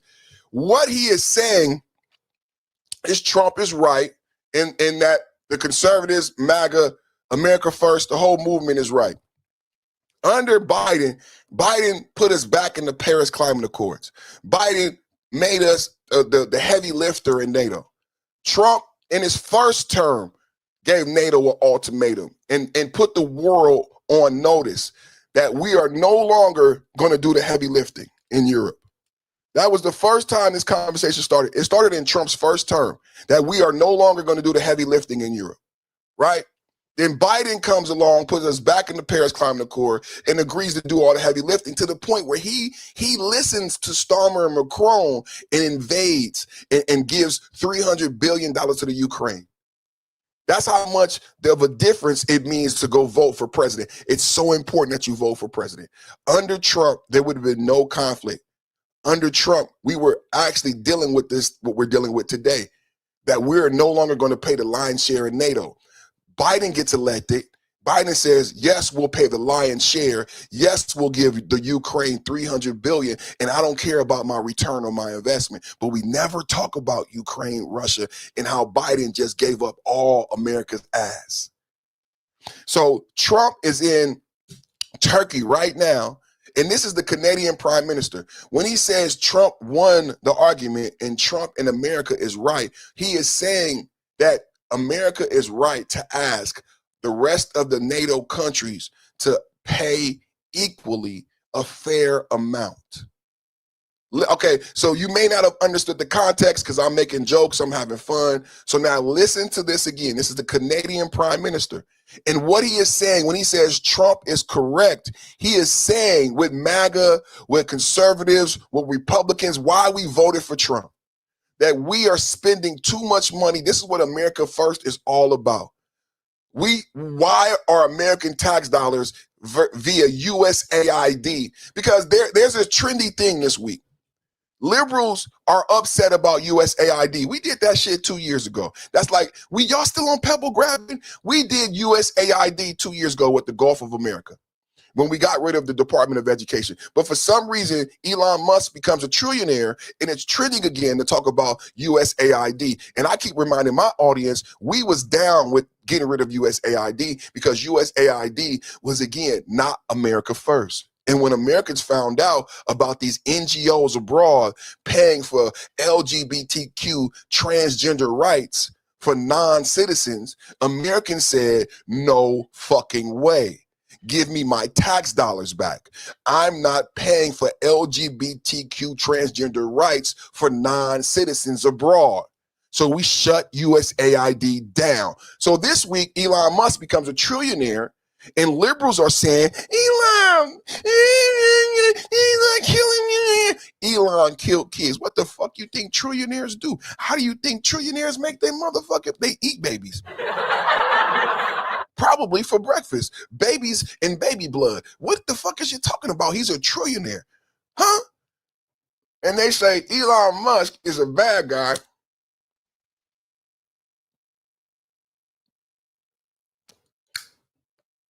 Elon Musk is a bad guy for shutting down USAID. MAGA wanted it to shut down. We didn't want to support gay shit abroad. But today they were saying, well, USAID, Elon Musk, he killed kids. He babies. It's the babies. It's the babies. It was gay babies. That's what it was. It was a gay baby. So it was gay babies because what they told us in the budget, because we read the budget, that's what MAGA do. MAGA conservatives, we do research. We looked at the budget. We looked at the line item. That's how we know it was for a dance in Africa, a transgender LGBTQ dance and liberal and books and all this shit. We read the line item. But now Elon Musk is a trillionaire and you want to say, it's a baby. Elon is killing babies. He's killing babies. He didn't kill no motherfucking babies. We wanted USAID shut down because Europe and these other countries where we're paying for gay rights, they don't pay their fair share. What is our return on our investment? What is our return? Okay, we're going to protect gay rights in other countries, right? What do we get? What is our return on our investment? And that's what MAGA is all about, America first. If you guys want to protect gay rights in Mogadishu, if you want to protect transgender in Botswana, then you spend your motherfucking money on it. You spend your money on it. And you know what else? Europe, UK, Brexit, whatever the fuck, Spain, Italy, if you want protection, you're going to have to start spending some of your GDP on military. You're going to have to buy nuclear weapons from America. You're going to have to buy targeting systems from America. You're going to have to ante up, jack that shit, ante up if you want to protect yourself. Everybody else got to buy missiles from us. If you want to buy keys, if you want to stack G's, you got to buy missiles from us. You got to buy missiles from us, but we give everything to Europe for free. Fuck that, no more. So what the Canadian Prime Minister is saying in this video is that Trump already won the argument. Canada, Spain, everybody has been getting a free ride and they need to pay their fair share. Listen with that context I just gave you. For a shift of the burden within NATO, that's appropriate. That is happening. That's gaining. For a shift of the burden in NATO. because a lot of you may not have heard that part. He is discussing this. He is in Ankara. We are still in Ankara, Turkey. Donald Trump went to the NATO summit to lay down the law. Donald Trump went to the NATO summit to lay down the law, not only with Iran, but for every NATO country. This is the Canadian Prime Minister. For a shift of the burden within NATO, that's appropriate. That is happening. That's gaining momentum. That's part of the point I made to President Trump when we spoke a few days ago, is that it's not just he's winning the argument, he's won the argument. Countries recognize that they need to take more responsibility, see the direct threats. Now, the question for NATO, and part of what we will discuss and part of the point I will make in the room with my 3.5 minutes of time for a shift of the burden within NATO. You guys following the conversation? Are you guys with me? This is about shifting the burden in NATO. When I talk about a triple threat, when I talk about Iran, DOJ, and NATO, we're talking about the Iran ceasefire is over. The Iran ceasefire is over. Iran, after the Ayatollah Khomeini's funeral, attacked ships. Trump bombed Karg Island. When we talk about when we talk about NATO and the threat with NATO, Donald Trump has won that argument when it comes to the negotiation and it comes to the burden shifting about NATO. Now, earlier I played a video with this gentleman. This is a reporter confronts Mark Root. I didn't know his name at the time. This is the head of NATO. If you guys want to roast me in the chat, this is a good one to roast me on, because I should have known his name. I've done shows about him, but sometimes you have a brain fart. You know what I'm saying? But this is the head of NATO, Mark Root. Now, what was so I played a video where Trump was sitting next to Zelensky. Trump is a bad man, and people say, well, Trump is senile. Trump don't even sleep. Trump was sitting next to Zelensky and said, I bombed Karg Island. We may take Karg Island. Trump was sitting next to the head of NATO, Mark Root. Now, doesn't that put it in different context when you find out that this guy is the head of NATO? This guy is the head of NATO. Trump was sitting next to Mark Root, head of NATO, when he said, we don't want to do any trade with Spain. Train is a horrible person. I said this when I watched the video. I had a brain fart. I couldn't remember who he was. I remembered him from Davos. I knew he was important because I remember talking about him in Davos and Munich. But this is Mark Root, the head of NATO. This is the leader of NATO. So put that in context. Trump says in front of the head of NATO, to Mark Rubio and Pete Hegseth, stop all trade with Spain. Stop all trade with Spain. Remember, I pointed out his body language. Let's watch his body language as he's asked. He's taking questions from someone from his constituency. If you're going to hear an accent, the person asking the question is not American. This is not an American reporter. So he's taking questions from some European constituent, and he wants to know, why have you been buddy with Trump? Double tap at the like button. We coming to you live from Ankara. Update. Triple threat Trump. Triple threat Trump. Yeah. Hey, Rasmus Svaneborg from the Danish news agency. Yes, hi. Danish news agency Ritzau. Mark, you sit next to Donald Trump in moments where he talks about conquering Greenland, talks about lashing out at allies like Spain, starting trade wars. Things that it doesn't seem like the old Mark Rutte would approve of. Does this have any effect on your self-respect when you sit next to him like that and say nothing? Everybody in the chat, how about that? How do you feel sitting next to Trump and he talk about taking Greenland and trade wars with Spain? And does that, it's a young man too. He young, he tall, he handsome. I'm 50 years old. We don't like young lions. The old lion, we kill the young lion. So here goes a young lion. Here goes a young lion challenging him on his intellect, his political prowess, his masculinity. Ugh, that was nasty. That was that. Okay, wait, let's do some context. So before we let him answer, let's go back. Let me see. Let's go back. Before we let him answer that, let's go back to when Donald Trump was going in on Trump meets with Zelensky. Nah, Donald Trump was, here it is. So this is the video right here. So we're going to watch this first. We got to watch this first. The young man, this is Mark Root sitting next to Trump.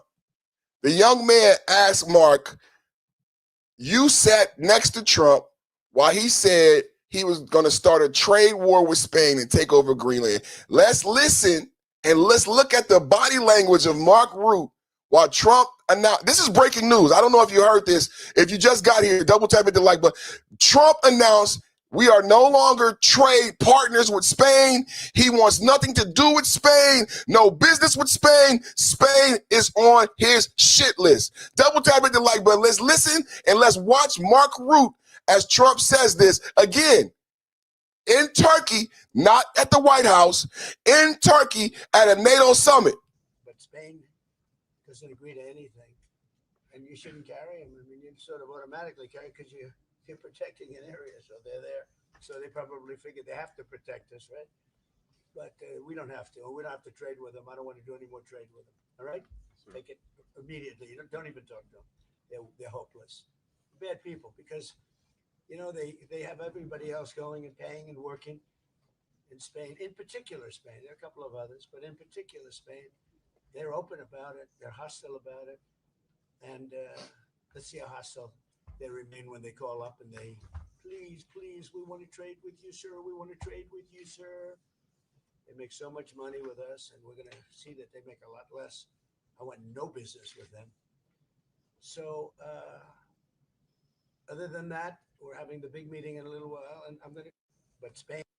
I want no business with them. So this is the context. That was Trump sitting next to Mark Root, leader of NATO, saying, I want no business with Spain. I'm ending all trade with Spain.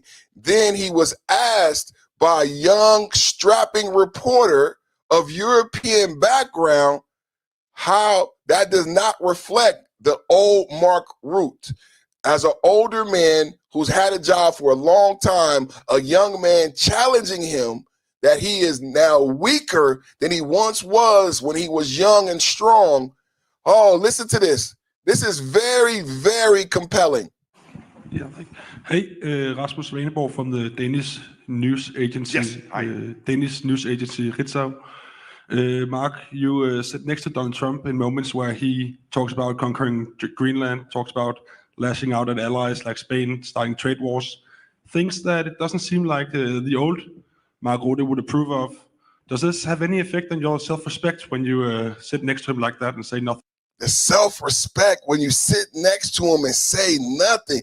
Does that have any effect on your self-respect when you sit next to him and say, ugh, that's just so nasty. But you know what else I want to unpack before we let him answer?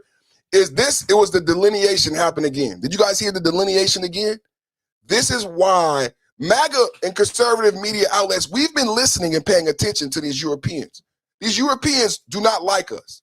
Did you hear the delineation again? Separating America from European ideals, ideology, and goal. He's going to separate America from NATO, from Europe, but they want our money. He's gonna make a delineation. Listen. Trump in moments where he talks about conquering Greenland, talks about lashing out at allies like Spain, starting trade wars. Lashing out at allies like Spain, as if America is not part of the group. They do this a lot. Pedro Sanchez in Spain did the same thing in his speech. He's inferring that America is an other. We are not the ones starting this NATO beef. Europeans continue to do this when they talk about America. Just because you don't like President Trump, you don't have the right to otherize us. When we talked about Greenland, you know what the Danish leader said? He did the same thing. He otherized America and Americans. He delineated that Danes, Denmark, and the EU and NATO is separate from America. And he said, we stand with the EU. I hear that same tone again. When he's speaking, it's the same tone. Hey, why was you friendly with America? We're not friends with America. Why did you let Americans talk like that? Why should, if you listen to this tonality, why should we participate in NATO at all if this is how they feel about us? If this is how they feel about us, why should we participate in NATO at all? Let's listen to this again and tell me if am I reaching chat? Pause. Yeah. Hey, Rasmus Svaneborg from the Danish news agency. Yes, hi. Danish news agency Ritzau. Mark, you sit next to Donald Trump in moments where he talks about conquering Greenland, talks about lashing out at allies like Spain, starting trade wars, things that it doesn't seem like the old Mark Rutte would approve of. Does this have any effect on your self-respect when you sit next to him like that and say nothing? You know, what I always do is acknowledge when praise is due. And I think we should praise Donald Trump for the fact that NATO is so much stronger. Of course, it has to do with the Russian threat. It has to do with the war in Ukraine. But it very much also has to do with President Trump delivering now what since Eisenhower, the United States tried to achieve, equalizing spending between the US and Europe. And it makes Europe stronger. It makes Europe more relevant for the United States as a partner. So that is the transformative character of this summit, of what happened in The Hague, the implementation since The Hague, this summit as a point in time where we take stock. And I think that's extremely important. And when it comes to Greenland, I already explained, we had a meeting in Davos. And I said, I agree with you when it comes to Russia, when it comes to China, gaining access to the High North. But let's do this together. We have NATO for this. Let's work together on this. This is exactly what we are doing. He agrees on Greenland. You know the thing about Greenland, why I don't want to talk about Greenland? Because Greenland defeats the argument that Trump and Pete Hegseth and the administration didn't know what they were doing when they invaded Iran. If you understand geopolitics and the 4D chess that Trump plays, and you understand why we went to Venezuela first, how Venezuela led to Cuba's fall, and what would have happened if we would have gained access to Greenland, the Golden Dome, and had ally support before going into Iran, it would have been over in weeks.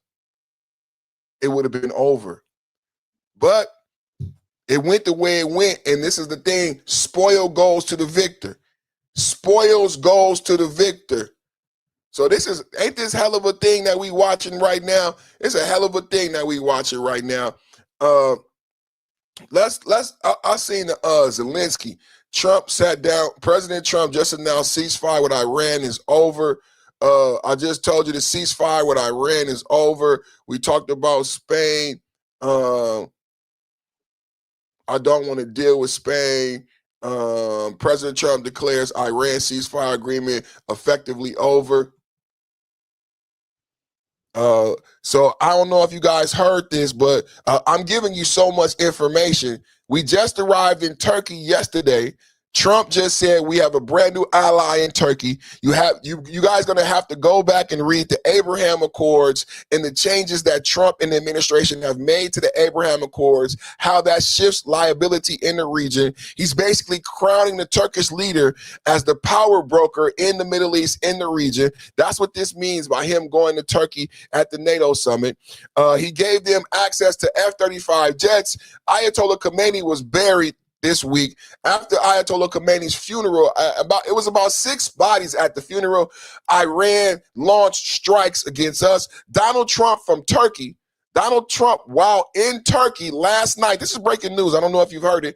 Donald Trump, while in Turkey last night, launches strikes on Iran to Karg Island in multiple sites in Iran. And Donald Trump announces that the ceasefire in the MOU, the Memorandum of Understanding, is a donezo.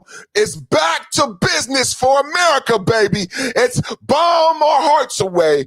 Bombs over Baghdad. Don't pull the gun out if you ain't ready to bang. Bombs over Baghdad. One more time. Don't pull the gun out if you ain't ready to bang. Bombs over Baghdad. We back in business, baby. Is the ceasefire over? Is the ceasefire done? Is the MOU dead? That's a very interesting question. To me, I think it's over. I don't want to deal with them anymore. They're scum. You know what scum is? They're scum. They're sick people. United States, breaking news. Double tap at the like button. United States, breaking news. The memorandum of understanding, the MO, so much is happening in just 24 hours. Donald Trump, we was just talking about the 4th of July celebrations. I was talking about Chicago. 20 people shot in Chicago under Democrat rule. Democratic mayor, failure. Democratic governor, failure. 20 people shot, 15 people shot in 15 minutes. Children shot in Chicago. Nothing's being done in Democratic sanctuary cities. I was just talking about the violence that erupted over the holiday weekend.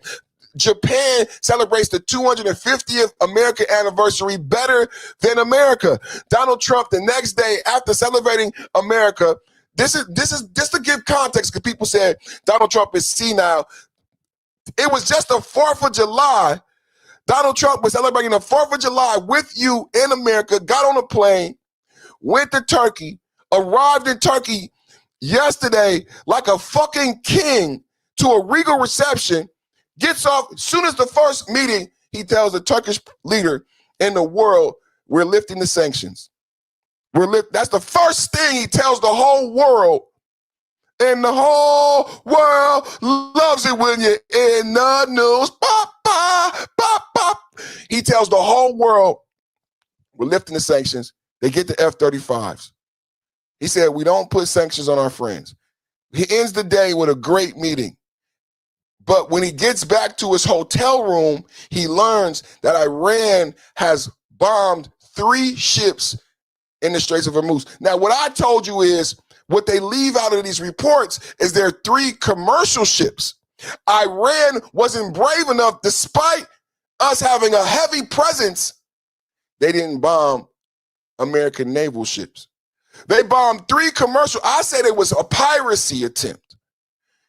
If you ask me, I said it was a piracy attempt. So we start the day in Turkey, an Islamic country that is opposed to the existence of Israel as a state. The leader of Turkey has said he wants to take Jerusalem. How many people know this about Turkey? How many people understand the contextual arguments I'm laying out? Donald Trump starts the day in Turkey. We're friends, despite the issues he has with Bibi Netanyahu. I'm ending the sanctions. I'm giving them F-35. I'm putting Turkey in charge of the region. Look at the Abraham Accords. Iran then attacks America in the Straits. That night, Trump launches attacks back. Today, I am announcing to you that the ceasefire in the MOU is over, and I predicted it. I predicted it. I predicted it. Mr. President, is the ceasefire over? Is the ceasefire done? Is the MOU dead? It's a very interesting question. It is. To me, I think it's over. I don't want to deal with them anymore. They're scum. You know what scum is? They're scum. They're sick people. They're led by sick people. And they're vicious, violent people. And if they had a nuclear weapon, they'd use it. As far as I'm concerned, it's over. I'll speak to our negotiators. They want to negotiate. They're good people. Steve Woodcock, Jared Kushner. But they have to come back to me. As far as I'm concerned, it's just a waste of time dealing with them. They're liars. We make a deal. And if I make a deal with him, we have a deal. And he goes out, he talks. We make a deal. Everyone's agreed. No nuclear weapon. We make a deal. They go outside, talk to the press. They say, we never even talked about it. There's something wrong with them. They're cuckoo. As far as I'm concerned, it's over. Mr. President, is the ceasefire over? Is the ceasefire done? Is the MOU dead? Ceasefire over. MOU is dead. Breaking news. I don't know if you even heard about it, man. Unless you subscribe to the Perfect Timing Podcast, #1 podcast on YouTube. Ceasefire over. MOU of understanding donezo. And NATO is done. And NATO is done. And NATO is done. And NATO is done. Double tapping the like button. And NATO is done. And NATO was done. We just giving out so much news and information today, man. Everybody out there, I want to say thank you to everyone who's hit the like button. Continue to hit the like button. We coming to you live from Ankara summit after a lot has transpired. Iran attacked us. Trump made friends with Turkey, and now Trump responded in the ceasefire. It's so much to unpack. And we hit them hard last night after they launched a couple of. You don't have to know about this. You got stuff on your mind, but they launched a couple of drones and one rocket, one missile, and at chips, because they were in the strait, which they have every right to be. And so we hit them very hard last night. Very, very hard. Probably hit them hard again tonight. I'll give them a little warning. We're going to hit them hard tonight. But we'll see how it all works out. No, I'm not happy with them. It's like, for instance, we'll have a meeting and we'll talk about the denuclearization of Iran, because that's what the war is. It's not a war. It's really the denuclearization of Iran.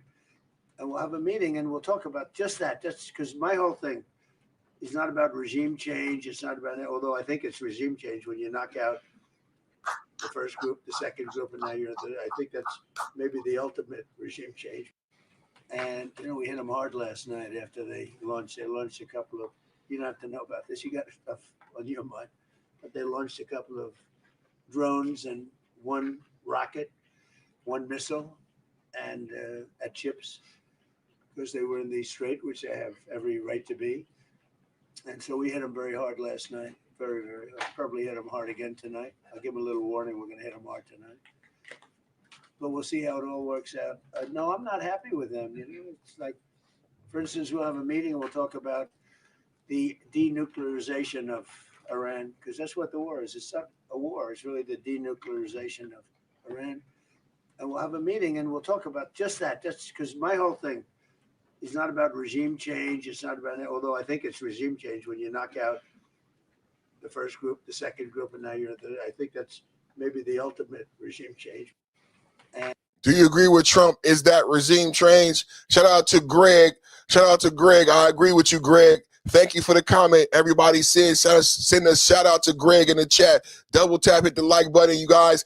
Get the gifts up, get the super chats up. Everybody watching right now, hit the like button. I'm going to ask a big favor right now. I want to say thank you to everybody watching right now. Everybody watching right now, hit the thumbs up, double tap, hit the like button, and subscribe. It's absolutely free to like, share, and subscribe. Thank you for watching, everybody. We're talking about the ceasefire, the MOU. Shout out to Greg, man. Shout out to you, brother. Shout out to you. Thank you for watching, man. Hit the like and subscribe. Share the show with the like-minded conservative Republican who believes that Trump is doing a good job, not only by me, but by you and America. Double tap hit the like button. Doing a good job, not only by me, but by you and America. The MOU of understanding is over. I predicted it. I said we don't need to negotiate with them until 2027. The highest level of the bridges there, which we can knock down. I would say in one day we knock down every single bridge in Iran. There's not a thing they can do about it. Their electric manufacturing facilities, right? Their electric plants where they make their electricity there. We have to, we'll take them out. I don't want to do that. But I don't want to do it. Take them out. I don't want to do it. I We'll take them out if we have to. I hate to do that. That's I would like not to do least. We attacked Cargill Island last night. We knocked out a piece. I said, don't touch the oil, because maybe we'll take over Cargill Island. Don't touch the oil. We may take over Cargill Island. There's not a thing they can do about it. Look, we're not attacking at the highest level. The highest level of the bridges, they're don't touch the oil. I didn't take Cargill Island. I didn't want to do it. I told him I could do it. I could take out their power plants. I could take out the desalination. I don't want to do. I could do it. I don't want. Last night I said take out Cargill Island. Don't touch the oil. Don't touch the pipes. Pause. Don't touch my pipe. Pause. Take out the oil, but don't touch my pipe. Pause. I didn't want to do it. I didn't want to do it. I told them I didn't want to do it. Take out Cargill Island. Don't take out the pipes. Is the ceasefire Is the ceasefire done? Is the MOU dead? It's a very interesting question. To me, I think it's over. I don't want to deal with them anymore. They're scum. You know what scum is? They're scum. They're sick people. They're led by sick people. And they're vicious, violent people. And if they had a nuclear weapon, they'd use it. As far as I'm concerned, it's over. I'll speak to our negotiators. They want to negotiate. They're good people. Steve Witkoff, Jared Kushner. But they have to come back to me. As far as I'm concerned, it's just a waste of time dealing with them. They're liars. We make a deal. And if I make a deal with him, we have a deal. And he goes out, he talks. We make a deal. Everyone's agreed. No nuclear weapon. We make a deal. They go outside, talk to the press. They say, we never even talked about it. There's something wrong with them. They're cuckoo. As far as I'm concerned, it's over. These talks won't resume after we get through the funeral proceedings. What? Does this mean that talks with Iran will not resume? I don't care. They can talk, but I think they're wasting their time. They're a bunch of lying guys. I do my whole life. That's all I do is deals. My whole life that's how I became president. I guess that's a deal too, right? But I made a lot of money. I had a lot of great success, tremendous success. Everything I did, I was successful. And I deal with these guys, and I say, this is from a different school. They're liars. They're cheats. They're sick people. They've hurt their people. They killed 54,000 people as of now that were protesting. You know, when people say, how come they haven't taken over? They can't take over because they're dead. They killed them. Nobody's going to take over. They have no guns, and the other side has machine guns. And they're killing them. The press doesn't report it. But they're bad people. They're bad people. And frankly, I don't want to waste my time with them. Now, I'll let our wonderful negotiators keep talking if they want, but I don't see it. I don't like these people. You know that? I like him. I like the leaders. I think all of these leaders. Great. And they love I think they didn't treat the United States fairly for many years, but that's okay. But they're sane, rational, good people. Most of them. I don't like a couple of them, to be honest. I don't like much. But I like Erdogan. I'll tell you. He said, I don't like these people. Trump says the ceasefire is over. The MOU is over. And Trump says, I don't like these people. Trump says we have regime change. Put a one in the chat if you agree we have regime change. And we're back to business in America. Double tap, hit the like button. Double tap, hit the like button. Trump says, I don't like these people. And the MOU is done. The ceasefire is done. Have any questions? Mr. President, is the ceasefire over? Is the ceasefire done? Is the MOU dead? It's a very interesting question. To me, I think it's over. I don't want to deal with them anymore. They're scum. You know what scum is? They're scum. They're sick people. They're led by sick people. And they're vicious, violent people. And if they had a nuclear weapon, they'd use it. As far as I'm concerned, it's over. I'll speak to our negotiators. They want to negotiate. They're good people. Steve Witkoff, Jared Kushner. But they have to come back to me. As far as I'm concerned, it's just a waste of time dealing with them. They're liars. We make a deal. And if I make a deal with him, we have a deal. And he goes out, he talks. We make a deal. Everyone's agreed. No nuclear weapon. We make a deal. They go outside, talk to the press. They say, we never even talked about it. There's something wrong with them. They're cuckoo. As far as I'm concerned, it's over. These talks won't resume after we get through the funeral proceedings. What? Does this mean that talks with Iran will not resume? I don't care. They can talk, but I think they're wasting their time. They're a bunch of lying guys. I do my whole life. That's all I do is deals. My whole life that's how I became president. I guess that's a deal too, right? But I made a lot of money. I had a lot of great success, tremendous success. Everything I did, I was successful. And I deal with these guys, and I say, this is from a different school. They're liars. They're cheats. They're sick people. They've hurt their people. They killed 54,000 people as of now that were protesting. You know, when people say, how come they haven't taken over? They can't take over because they're dead. They killed them. Nobody's going to take over. They have no guns, and the other side has machine guns. And they're killing them. The press doesn't report it. But they're bad people. They're bad people. And frankly, I don't want to waste my time with them. Now, I'll let our wonderful negotiators keep talking if they want, but I don't see it. I don't like these people. You know that? I like him. I like the leaders. I think all of these leaders. Great. And they love. I think Trump says, I don't like these people. Trump doubles down on Iran and says, I don't like these people. How do you guys feel about that in the chat? Trump doubles down on Iran. MOU is done. Ceasefire is done.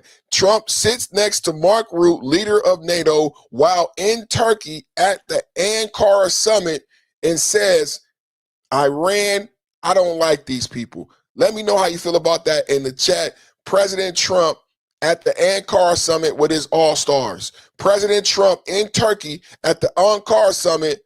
In every conversation, America is the boss. never before.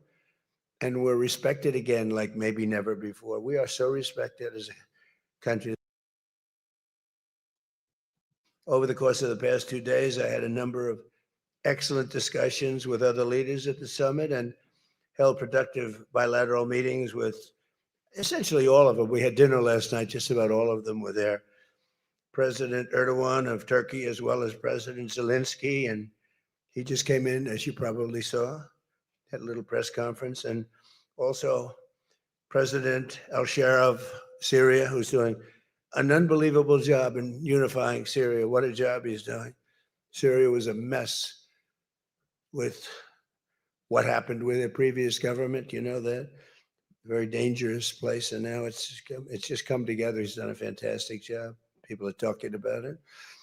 In every conversation, it was clear that America is back, and we're stronger and bigger and better than ever before. We have more jobs, as I said, than ever before. And we're respected again like maybe never before. We are so respected as a country. I think they did a great job. Put a 1 in the chat if you think Trump did a great job. Let's keep going with more details from the Ankara summit. I showed you earlier the Prime Minister of Canada. This is the Prime Minister of Canada. How much money have we sent to the Ukraine? Somebody fact check it in the chat. Everybody got a Apple Watch. Everybody got an iPad. I want you to fact check for me in the chat. How much money have we sent to the Ukraine? How much, and then, you know, let's look into somebody else fact check. How much money has the Ukraine received globally from everybody, right? So let's see. This is the Canadian Prime Minister talking about sending more billions of dollars to the Ukraine. It's like people don't realize that Russia is a nuclear power. And I just reported over the holiday weekend, it's the 4th of July for America. It wasn't the 4th of July for Russia. Over the holiday weekend, Russia bombed Kiev, capital of the Ukraine. I just wanted to remind you, as just to give context as we go into this, how much money have we given the Ukraine? How much money has the Ukraine received globally? As I show you this, Zelensky's not part of NATO. Ukraine will never be part of NATO, but here it is. They get money, but you can't pay your fair share when it comes to your NATO dues. Canada's here, short, medium, and long term. Mr. President, we're going to talk about some very specific initiatives around air defense and continue to support through Pearl and other initiatives, building on very constructive conversations we had at the G7 as G7 partners and broadening out through NATO. That's the first thing. Secondly, Canada will be announcing about $900 million of support for medium-term military support. When I say medium-term, in the coming months. $900 million. $900 million in military support specifically. So he's not masking it, saying this is humanitarian aid. He said 900. This is another $1 billion from Canada now going to the Ukraine in war efforts against Russia, a nuclear power, one of the largest nuclear powers in the globe. And this is what the NATO EU powers want to do with their time and money, is still pour billions into a Ukraine that it lost 2 years ago. I argue that the Ukraine lost 2 years ago. And this is what's happening. The NATO countries, instead of paying their fair share to America, still sending billions of dollars to the Ukraine. Announcing about $900 million of support for medium-term military support. When I say medium-term, in the coming months, both in terms of vehicles, both in terms of munitions and other support, in addition to this vital support for air. So money, vehicles, they're still sending military vehicles, $900 million, vehicles and warheads in 2026 to the Ukraine. Y'all got to be honest about how you feel about that in the chat. The Ukraine lost this war 2 years ago. There's nothing but a bloodbath, people dying. Russia is now bombing the capital. They're not giving back the Donbass region. Why would the EU continue to pour billions into this losing effort? Let me know what y'all feel in the chat. Defense, and then very much in terms of the needs on energy for the winter, but then beyond for the reconstruction and a strong Ukrainian economy that's fully integrated in Europe, fully integrated in the global economy. You hear that? He slid that in. Fully integrated in Europe, fully integrated in the global economy. The Ukraine can never be part of NATO. The Ukraine can never be part of NATO. I don't know why y'all keep playing with Putin. Let me say one last thing, which is that this barbarism of Putin, which continues in recent days, will not succeed. Every day, this is senseless suffering, certainly of the innocent civilians in Ukraine, Ukrainian children stolen, Ukrainian children, but also the soldiers on both sides, soldiers in the Russian army. They will not win. To the point that the Ukraine and the Russian territory, they won't get there. I reported that some of the cities that the Russians have acquired have said that they were under the Ukrainians' oppression and they don't want to go back to being Ukraine. They want to stay Russian. They speak Russian. They go to Russian churches. And now that Putin has acquired that piece of the Ukraine, these cities have said they want to stay Russian. Have you guys heard that? And he's calling it barbarism. Did you guys know that Russia bombed this capital of the Ukraine? And you know what I'm thinking as he's saying this? If the Ukraine can't defend itself, if the Ukraine has an inability to defend itself, then it's over, bro. Why are you sending them billions of dollars and still sending them weapons, man? The resolve of the Ukrainian people, first and foremost, but also of your allies, of your friends, is absolute. Let's end this. The pressure on Russia is only going to increase. Ukraine is going to win. We have much positive work to do. Everyone around this table. He said Ukraine is going to win. He said Ukraine is going to win. What's wrong with these liberals, man? He said Ukraine is going to win. President Zelensky at NATO summit in Ankara. We are now eliminating around 30,000 Russian soldiers every month. Just imagine the scale. They think they have a chance. Russia is a nuclear power. It's absolutely ludicrous. Russia is a nuclear power. Canada's support for the Ukraine is unwavering. Canada's support for the Ukraine is they just said they're going to send another $1 billion. They sending another $1 billion to the Ukraine. Unbelievable. Unbelievable. How much money did y'all put it in the chat? Did y'all put it in the Over chat? the course of the past 2 days, I had. Make sure you vote. Make sure you vote in the chat. What's this? President Trump aboard VC for headed out to Turkey. That was the other day. Islamic Republic of Japan fired 111 missiles at American aircraft carrier. 111 missiles going and 11 missile shot by the Islamic Republic of Japan. They were shot at the aircraft carrier over a period of about 1 hour. 111 missiles going to a very expensive ship, and every one of those missiles was knocked down. And 11 missile shot by the Islamic Republic of Japan. They were shot at the aircraft carrier over a period of about 1 hour. 111 missiles going to a very expensive ship, and every one of those missiles was knocked down. And 11. Islamic Republic of Japan. Okay. Number one on the kill list for Iran. They're lovely people. I'm number one. So I don't know. I can't tell you that, but I don't really care because I'm doing my job and I'm doing it, I hope, better than anybody's ever done it, because we have a country that's hot and really, really successful. But I mention it only because it's on the list. I mean, it came out. There was another list came out yesterday, and I'm number one on. I like being number one on TikTok better, but I'm number one on the list for killing. No, I'm number one on the kill list for Iran. They're lovely people. I'm number one. So I don't know. I can't tell you that, but Did you guys know that? Donald Trump, number one, makes it to number one on Iran's list. and you shouldn't carry him. I mean, it's sort of Donald Trump cut off NATO. Spain is a wasted cause. We don't want to do any trade business with Spain anymore, by the way. I'd like you to cut it off. Spain is a terrible partner in NATO. They don't participate. They don't pay. I don't want anything to do with Spain. Cut off all trade with Spain, please, including visits. Okay, we don't want anything to do. Watch them come running back. Oh, they'll come running back. They treat this man terribly, and this man's a good man too, great man.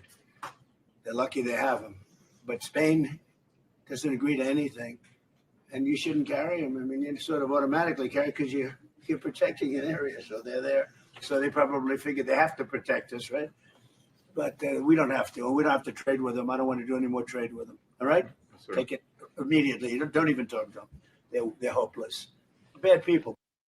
Spain is a wasted cause. We don't want to do any trade business with Spain anymore, by the way. Spain is a wasted cause.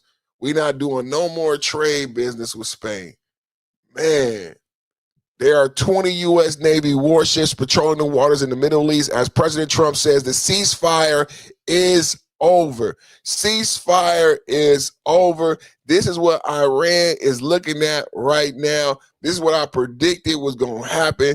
I've been saying this was going to happen. We got 3 aircraft carriers. We just drew down 5,000 troops in Germany. We are not leaving the region. What I've been saying in debate after debate is how long will the Americans be there? When you look at the presence, just by the tonnage, just by the sheer tonnage, how long will it take to get this much aircraft carriers, this many personnel?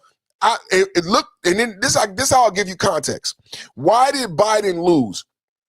Joe Biden lost because of the way he left Afghanistan, right? He left Afghanistan where he left behind billions of dollars of equipment. He left behind allies. So when I say to you, how long will it take to draw down this amount of metal?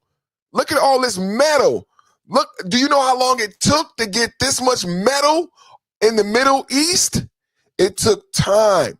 Every time Trump gave him 5 days, 30 days, he was moving more metal, more tonnage in the region. And I say to you, honestly, as a logistics major, a project manager, how long would it take, unlike Biden, to safely, logistically get this amount of metal out of the region? You know, I checked AI. You could check AI yourself. It would take 2 years. Joe Biden caused a catastrophe in Afghanistan and he lost the election. Trump challenged them in a debate. The whole world was reminded how weak we looked. Do you know why I believe that contributed to Iranian proxies, uptick of violence, which led to October 7th? The way Joe Biden created a power vacuum in the region after America had been policing the area for 20 years, the way Joe Biden left Afghanistan, left Iraq with his tail between his legs, created a power vacuum. Now Trump has reassembled an armada in the Middle East. I'm not even saying win, lose, draw. I'm saying logistically, how long would it take? Now, why is this important? Why do I ask you how long logistically would it take? Why do I give you the context of Afghanistan when you do it incorrectly? How long would it take to safely and properly draw down these 3 aircraft carriers and everybody else? I think it's hundreds of ships. How long would it take? Why is this important? Because what I taught you about inflation in Iran, what the Treasury Secretary Scott told you about Iranian soldiers not getting paid, what I told you about the inflation, the 135% inflation, the 400% inflation on food and bread, what I told you about the Iranian state loaf. Did anybody check my facts on the Iranian state loaf, which they have no more of? Inflation got so bad in Iran. This is why it's relevant how long the Americans stay in the region, how long the Americans keep the straits closed, how long the Americans stop trade with Russia, and the inability of them to get wheat into the country, the inability of them to get the proper food they need to feed their people. So I say to you, how long logistically will it take to move this amount of metal? Because right now, Iranians are suffering from hyperinflation and starvation. Soldiers' wives and wealthy people are in bread lines. I said wealthy women and soldiers' wives are and have been. This is not new today. This is not brand new. They are in bread lines for the state loaf because of hyperinflation. There's a problem, though. Since February 28th, it's a compounded issue because they can no longer get the wheat in from Russia because the supply chains are down. They can't go through the Red Sea. Beyond that, the plants, because they're Muslim and they're halal. I said yesterday, what's your favorite Seinfeld episode? Is it the soup Nazi? Is it the man hands? Is it the puffy shirt? Remember the Seinfeld episode when they went to the Jewish bakery and they got to get the Jewish bread because it has a halal bakery and there was a dinner party, right? And what's the girl name? Jerry's friend, Elaine. Elaine did something, but they spent the whole show back and forth of the Jewish bakery. And I don't know how many people, especially black people, because I started watching Seinfeld and reruns. I didn't know about a Jewish bakery and halal and kosher bread. So I give that context because I love Seinfeld. It's one of my favorite episodes. That in Iran, because people think I'm just be loud, I just be talking. So let's talk about Seinfeld. In that bread, it was brown, and it was like brown. It was like two different colors. It was this big loaf. Put the name of the bread in the chat. That Elaine was trying to get the bread, and it was the last one. Babushka. Babushka, put the name in the chat. Babushka, put the name of the bread loaf from the Jewish kosher bakery. So in Iran, it's the same thing. They get the wheat from Russia, but they have a process because just like the Jews, the Muslims have halal bread. Okay? The Jews have kosher bread in a kosher bakery, and the Muslims have halal bread in a halal bakery. And it's very important. The reason I give you the context of Seinfeld is because how important it was to get that bread from the Jewish bakery. All of us at home, we were just laughing and like, why is this is hilarious. Why are they going through all of this? We didn't understand these rules behind Judaism and what kosher and why this bread was so important. Do you guys get the context I'm giving you now? As I say these things about the bread and the inflation, a lot of it's going over your head. So I ground you with Seinfeld, and now all of you are listening and your parents is like, God, dog, he's right. That bread, that was a great episode. They kept going back and forth and arguing. They went back and forth to the bread store. It was so important to get that loaf of bread from the Jewish store. Is it hitting home now? Y'all hear that? Y'all hear that? Is it hitting home now? Because I've told this story many a time, and I don't think it hits home until I use that Seinfeld reference. Now that you have the Seinfeld reference, now put it in context. I tell you about not only the hyperinflation, but since February 28th, when we've bombed Iran, we just bombed them again last night, they have an inability to process wheat into halal flour to make The halal bread bakeries are shut down. People starving. So when I say to you, how long will the Americans be in the region? I'm asking you because it matters. How long will Iran be able to survive on the limited rations with the Straits of Hormuz closed? See, American media and propaganda are telling you that Iran closed the Straits of Hormuz. That's idiotic to think that. American media and propaganda is telling you that Iran is keeping the Straits of Hormuz closed. No, Iran is broke with the Straits of Hormuz closed. Iran is hungry, starving, inflation, crisis. They are dying. They are begging for the Straits. We good. We just had a fucking celebration. You know what I said? Let me show you how cold and calculated I am. Let me show you. Listen to this. Listen to my cold calculation. As I ask you about how long logistically we would be there, as I explain to you about the halal bread and the lack thereof, let me tell you about my cold calculation. Since they think they're winning. With the ceasefire over, guess what I said, chat? I say, let America, since they wanted to celebrate their funeral, I say, Donald Trump, somebody call Pete Eggerself right now. Pete Eggy, baby. I said, Donald Trump, since they celebrated their funeral, let Americans celebrate the holiday season. Summertime is over. I'm getting ready to send my children back to school. Everybody knows who's a parent. As soon as you go back to school, Halloween is already in the stores.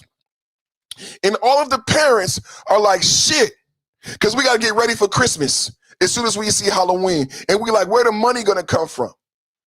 They already started with this holiday shit in August.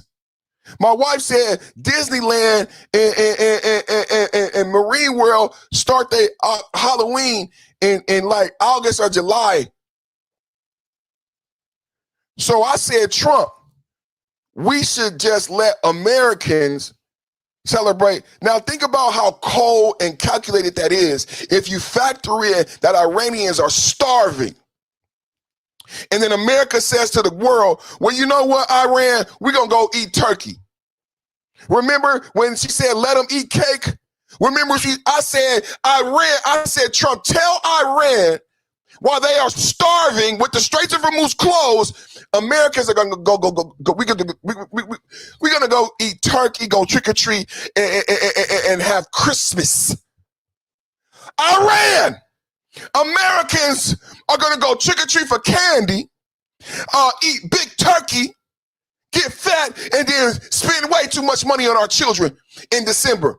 And then we go talk to you. Maybe in January. That's my cold calculation. Since Iran, because I'm sick and tired of hearing these Iranians talk about all this shit. So, okay, you want to start the fight back? And you look, like Trump said, we could talk. Let's talk in January after the American people eat turkey. Let's talk in January after the American people spend way too much money on their children in December. Let's negotiate in January after the Americans are fat and fed. How about that, Iran? How about that, Iran? Let's not even think about negotiating with Iran until 2027. Let's see, because let me give you more context to this. You know what's happened since Venezuela? There's a similar embargo, just to give you context, because I know somebody said, why is he thinking like this? Where does this thought come from? If you look at Cuba, because 2,000 ships are stuck in the port. They can't trade with Russia, but you guys don't know this because CNN isn't telling you this. That they get, just like China gets a majority of their oil from Iran, Iran gets a majority of their wheat from Russia. Iran has an inability to grow enough wheat for enough bread for its people in its own country. They have to trade, but they can't trade now. We're in Turkey. We just took away Turkey. You can't trade with Russia. We took away China. Is anybody listening? Is anybody listening? They will starve. We took away China. We took away Turkey. We took away Russia. If we stay in the Straits, how do they eat? Let's get back to Cuba. We take away Venezuela. I explained to you today how many Americans lack the understanding that Venezuela is in South America. Hello, Venezuela is in South America. We go to Venezuela, we take Maduro, but what's an offshoot? Domino, Cuba falls. Cuba has been without lights and power since January. There's a 96,000 backlog. There's a 10,000 backlog of children. Infant mortality rates have skyrocketed because mothers are unaliving at the hospital because the hospital can't keep on power, can't refrigerate medicine. This was happening in Cuba right now. The same thing will begin to happen in Iran if it's not happening now. So when I say we come back in January and negotiate, when I say how long will the Americans be in the region, it's relevant to how long not only Iran but Cuba can go through this embargo. When does infant mortality rates start being affected in Iran? When are hospitals and schools? Trump just said, I can destroy power plants. Iran is a desert. Since day one of the invasion, February 28th, everyone has said, Trump, please don't bomb the desalination. It's war. War is hell. War, put it in the chat. War is hell. But Trump hasn't bombed the desalination plant. What is a desalination plant? Why is this important? Because they don't have an ability to make their own water. I've explained to you their inability to create their own flour, to make their own bread. So Trump, that's bread and water. That's what you need to survive, right? A man can't live on bread and water alone, right? We took away the bread. Trump bombs the desalination plants. How long does Iran have? How long does Cuba have? How many of you understand these nuances? That's what's so important about the tonnage that you see behind you. How long, logistically, would it take to get 3 aircraft carriers, hundreds of planes, hundreds of boats, submarines? How long would it take properly? Looking at how Biden failed in Afghanistan. So we can't just leave because we got to set up J.D. Vance and Marco Rubio for victory. We can't just run away like Biden did with our tail in our hands because that makes us look like Biden, and that would jeopardize 2028 for Rubio and Vance. So I don't see us running and hiding. I don't see us leaving no time soon. But no one ever talks about this aspect of the argument. Do you have a question for President Putin, please? President, do you have a question for President Putin? Not so much. Trump, there's a Freudian slip. That's how much we care. That's how much we care. That's how much we care. Trump does a Freudian slip. Is in more danger. You know, a couple of people said, I think you're probably right. I think this country, with this thing that's going around, is in more danger than it was during World War I, World War II. If you talk about September 11th, if you talk about Pearl Harbor, that was big danger. I think the concept of us going communist, because one thing that happens when you go communist, you never come back, never comes back. You die in squalor. You die a horrible death. You die in squalor, and it gets very evil and very nasty. Yeah, please go ahead. You know, a couple of people said, I think you're probably right. I think this country, with this thing that's going around, is in more danger than it was during World War I, World War II. If you talk about September 11th, if you talk about Pearl Harbor, that was big danger. Do you agree? Put a 1 in the chat. Do you agree that Iran posed that level of danger to America? Who agrees? Put a 1 in the chat. Did Iran pose that level of danger to America? Ceasefire is over. We strike Iran. We attacked very powerfully last night. The very dangerous people from Iran, they're sick. There's something wrong with them. We said, go and do your funeral stuff. And instead of that, they start shooting rockets at ships. yesterday. And so we hit them very hard last night, very hard. I would say 20-1, 20 times tougher. And I told them every time you hit, we hit. And of course, they're dirty players, so they go after everyone, probably including me. I've been #1 on their list for years. And they're a bunch of scum. You want to know the truth? They're scum. And so we don't like them. I don't like them. And they're evil people. And it's the denuclearization of Iran. And we're going to denuke it. We're not going to let them because they're crazy. And they can't have a nuclear weapon. And they go around killing people. They've killed thousands and thousands of our soldiers. They've killed hundreds of thousands of innocent people. They had the roadside bomb, Soleimani. I took care of him first term. And that was a big thing because I think it probably would be a lot stronger had he been around because he was a bad guy, but he was an evil genius, but a bad guy. And he was the father of the roadside bomb. The roadside bomb is a bomb that goes on when you're driving your little vehicle around and it goes on and you have no legs, no arms, and no face. And they've killed thousands and thousands of people. Even the SS Cole was theirs. You know, if you remember that disaster. So I don't like them at all. And frankly, I think we waste a lot of time with them. I think we should just do our business. Can you imagine? They start shooting bombs, actually missiles at ships yesterday. Saudi Arabia, Kuwait, a couple of others. And I don't think they know what the hell they're doing, but they're bad people, very bad people. I think they're incompetent, by the way, because if they were competent, they would have made a deal a long time ago, like how about 47 years ago? I agree. President Trump.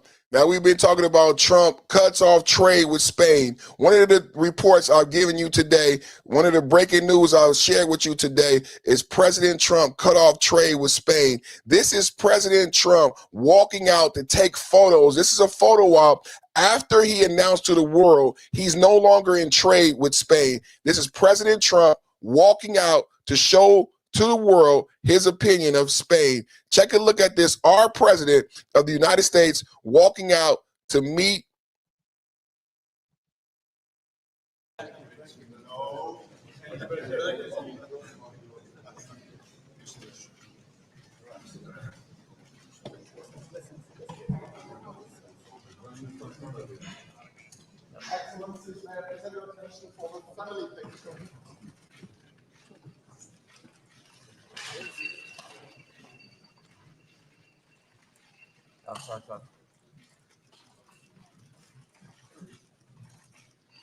Donald Trump, they go Macron in the back. They go Macron in the back. They go Starmer right there. You see Starmer, you see why Macron got shades on. This is Mark Rutte, the leader, right there. Is that Schwab? Is that Klaus Schwab back there?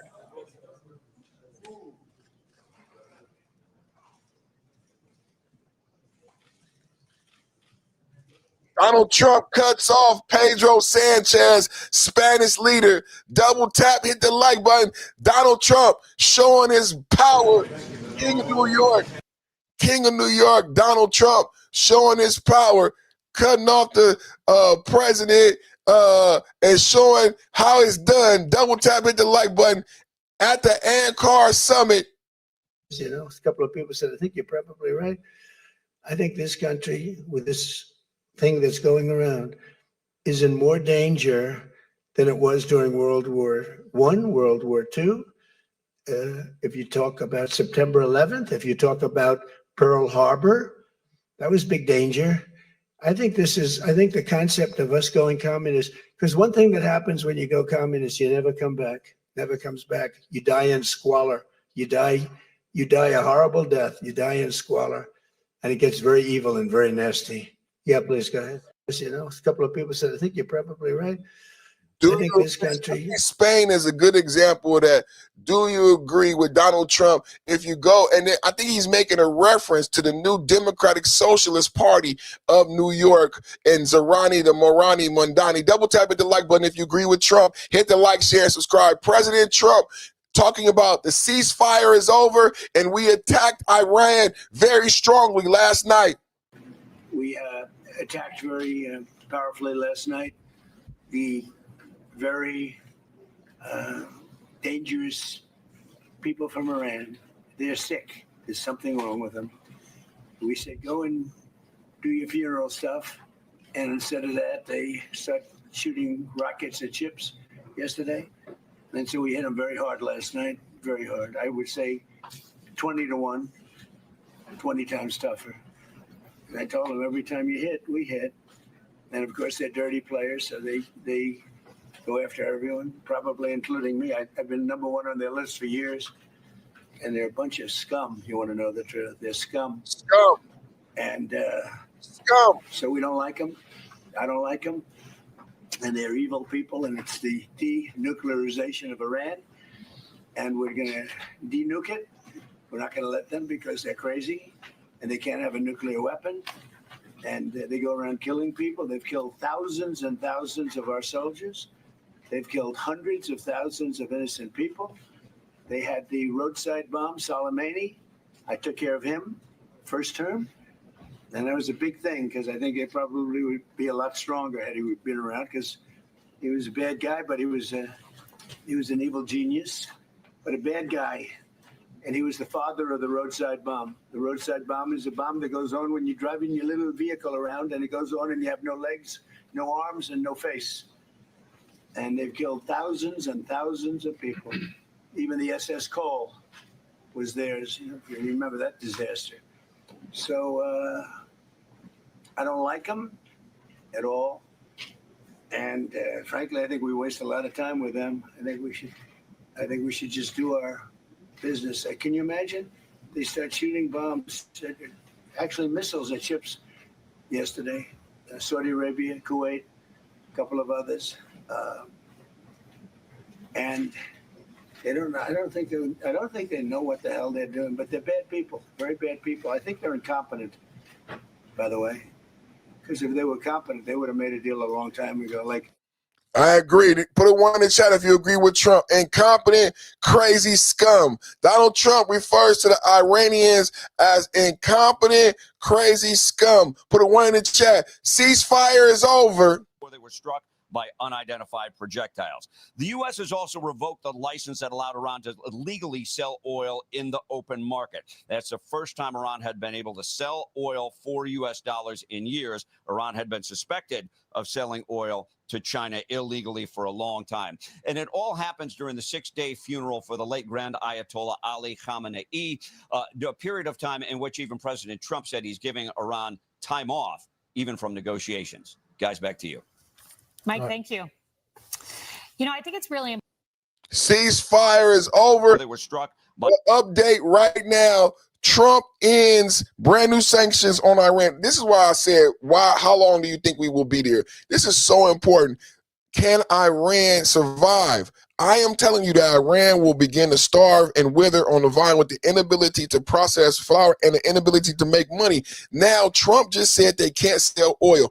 We said, when I explained to people Venezuela, when I explained to people Maria Mercado, who received the Nobel Peace Prize, who wanted to give her Nobel Peace Prize to Trump, when she explained what was going on in Venezuela, when I explained the unsanctioned oil tanker that we captured off the coast of Venezuela, when I explained to you about the unsanctioned oil and how Iran was illegally selling unsanctioned oil via the Straits, when I explained to you OPEC is an oil cartel that operated illegally when the UAE left, now you got to understand Trump just cut off their water.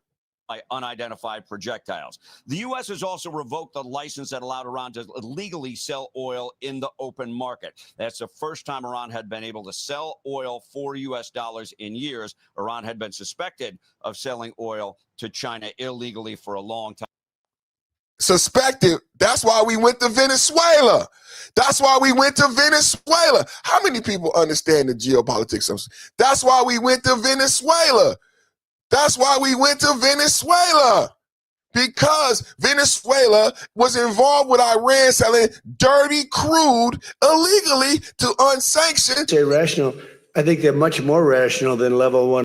Double tap at the like button, man. Some people still don't understand why we even went to Venezuela, why Venezuela was such a domino in geopolitics and the 40 chess, and why we went there first, how it affected Cuba, and why it led up to Iran, which is why I always said Israel had nothing to do with our invasion in Iran.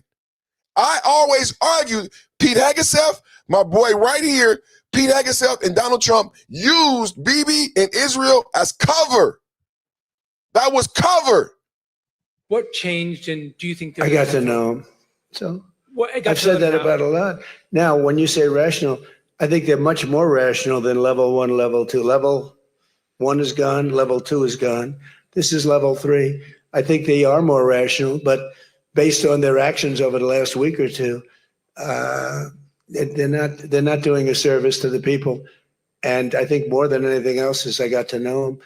And I'm not sure I want to make a deal with them. We can play games, but I'm not sure I want to make a deal. Let's just finish the job. What changed, and do you think I got to know him.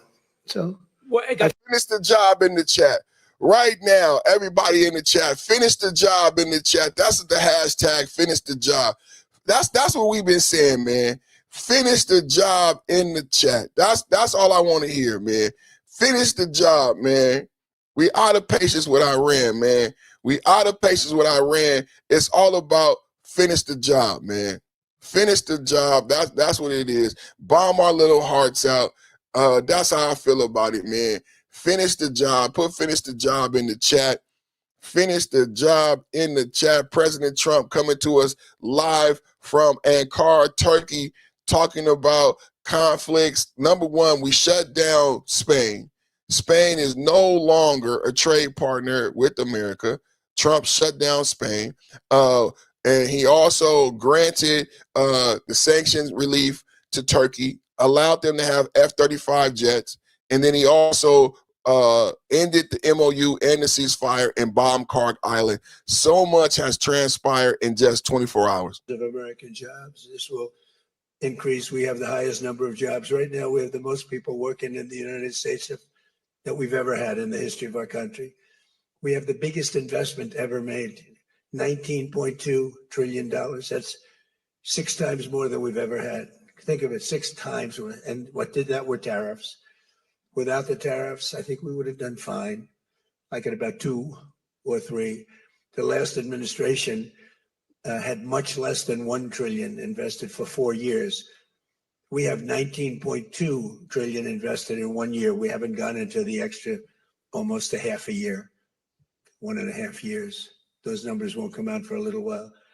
So we have 19.2 trillion, not billion, not million, trillion with a T, invested in plants and equipment that's being built all over the country.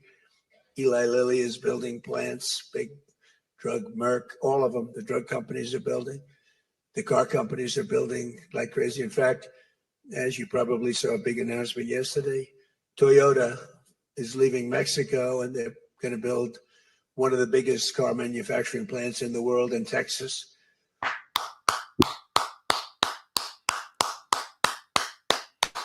Tariffs and trade when used properly. Today I gave a dissertation on tariffs and trade. A lot of people don't understand tariffs and trade. This is what happened when tariffs and trade are used properly. Hey, baby. Hey, Daddy. What we do? Is they going to baseball practice? Y'all want to go or what? Aria said she wants to go, but Bubba doesn't. Okay, I'm still live. So what we doing? You want me to come? The train's already started at 5. So, I mean, I could take her, I don't know, something. Oh, we need, you want me to fry the, you want to fry the chicken? We need some vegetable oil. Yeah, and Bubba he wants cereal, so we need milk. All right, call me back when you get back from the store. That means it's a done. That means it's a no. Okay. All right, bye. Love you. too. Bye. Okay, where were we, ladies and gentlemen? Let's get back to Trump. Let's get back to Trump. This will increase. We have the highest number of jobs. Right now, we have the most people working in the United States that we've ever had in the history of our country. We have the biggest investment ever. Oh, we talking about trade and tariffs. My bad. My beautiful wife and kids just called me. I got distracted. I love my wife. God bless America. God bless Charlie Kirk. God bless the memory of Charlie Kirk. God bless his wife and his kids, man. God bless the president, man. We believe in family here. We believe in God here. We believe in family and God, and we believe in country and football. Shout out to America. Yeah, man. We're going to talk about Tyler Robinson, too. I'm going to give a Tyler Robinson update. God bless the memory of Charlie Kirk, man. That was messed up, man. My wife called, I got distracted, so I just wanted to say that real quick.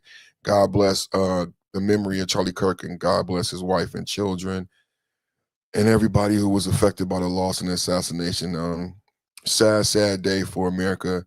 You know, when we talk about one of the stories that's hot is Planter. And Planter is this guy in Maine who was running for office, but he committed these sexual atrocities. But the Democrats still backed him. He had a Nazi tattoo, and the Democrats still backed him. You know, the thing that bothers me about Planter the most is how the Democrats acted. And when the Republicans, you know, my president, they've tried to assassinate my president 6 times. Charlie Kirk was assassinated. They made fun of Charlie Kirk. They make fun of Charlie Kirk's wife. They don't think about his kids. They tried to assassinate my president 3 times this year. 3 times. So when I think about Planter, and I think about how far the Democrats will go, it gives me pause.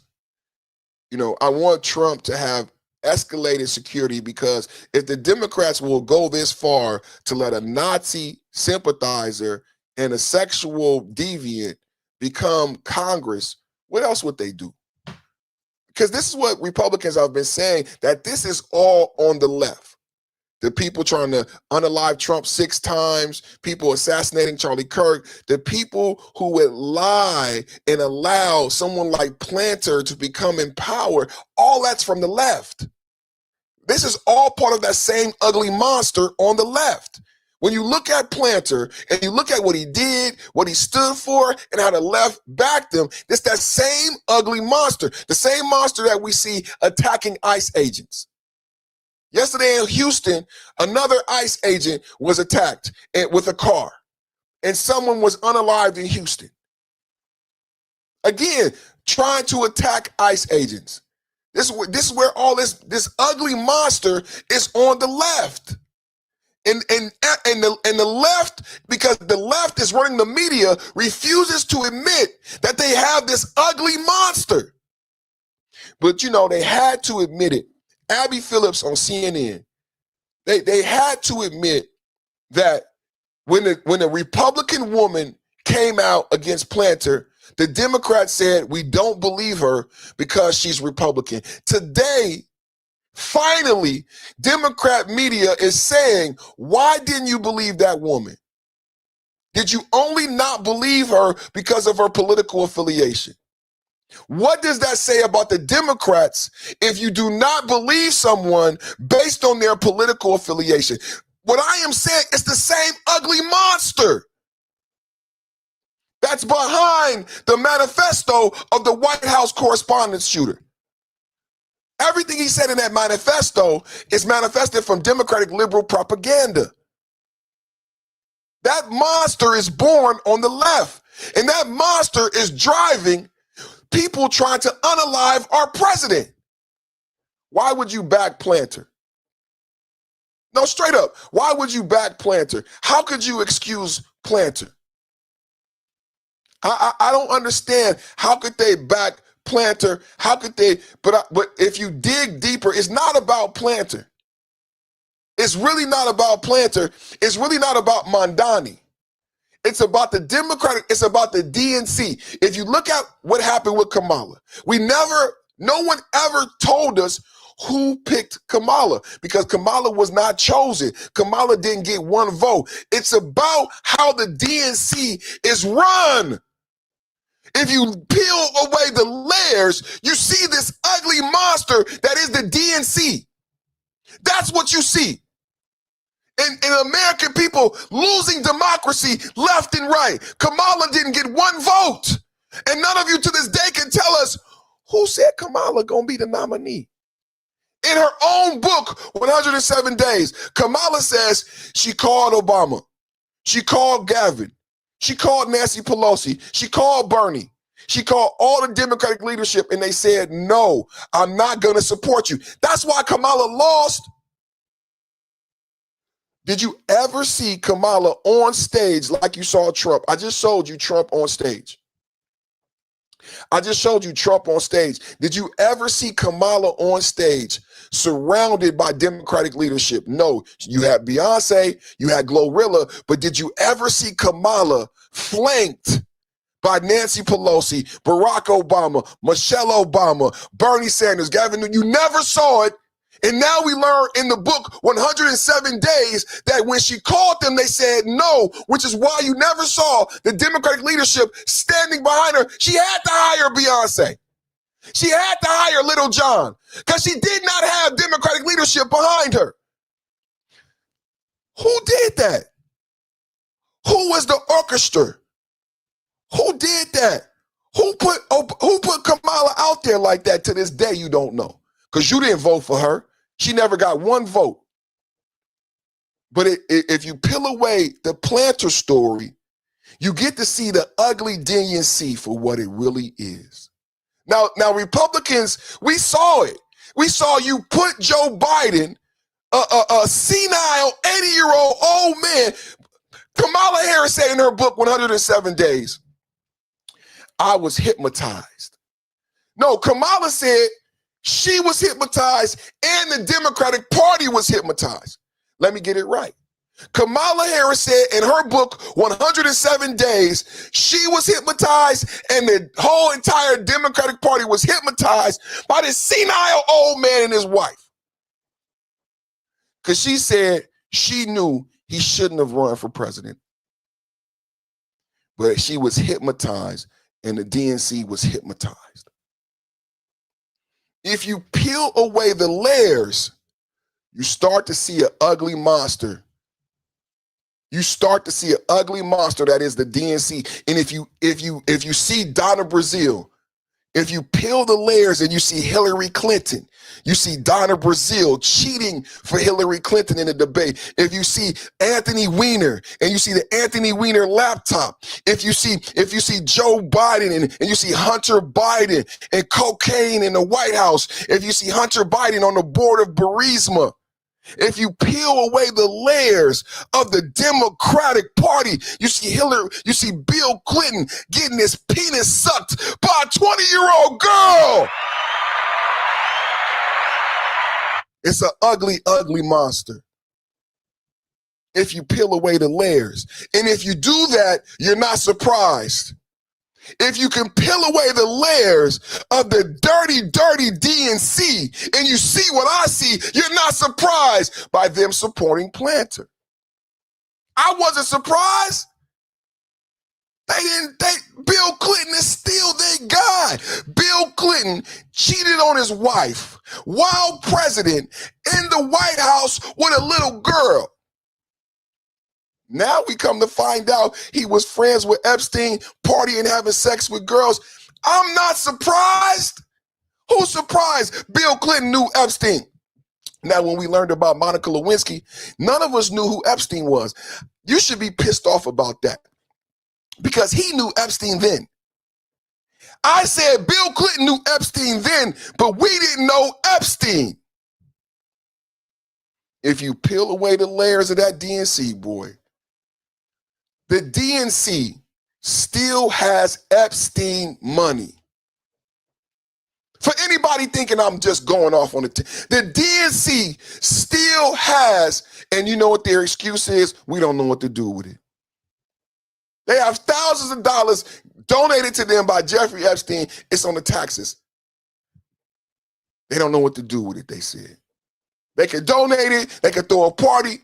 The DNC still has Epstein dollars. They still have a stain. Your Democratic Party still has an Epstein stench. This is not me. That's the fact. Your Democratic Party still has an Epstein stench. And with that Epstein stench, they back Planter. It's unforgivable. It's idiotic. You smelling like Epstein. You smell like Epstein. You still have not washed the stench. Stacey Plaskett.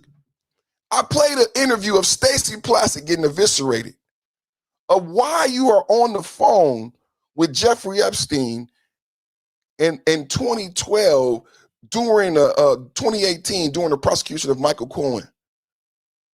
10 years after his prosecution, why are you on the phone with Jeffrey Epstein? She could not. Stacey Plaskett, come to find out, is a representative of where Jeffrey Epstein has 2 islands. How many people know Jeffrey Epstein has 2 islands?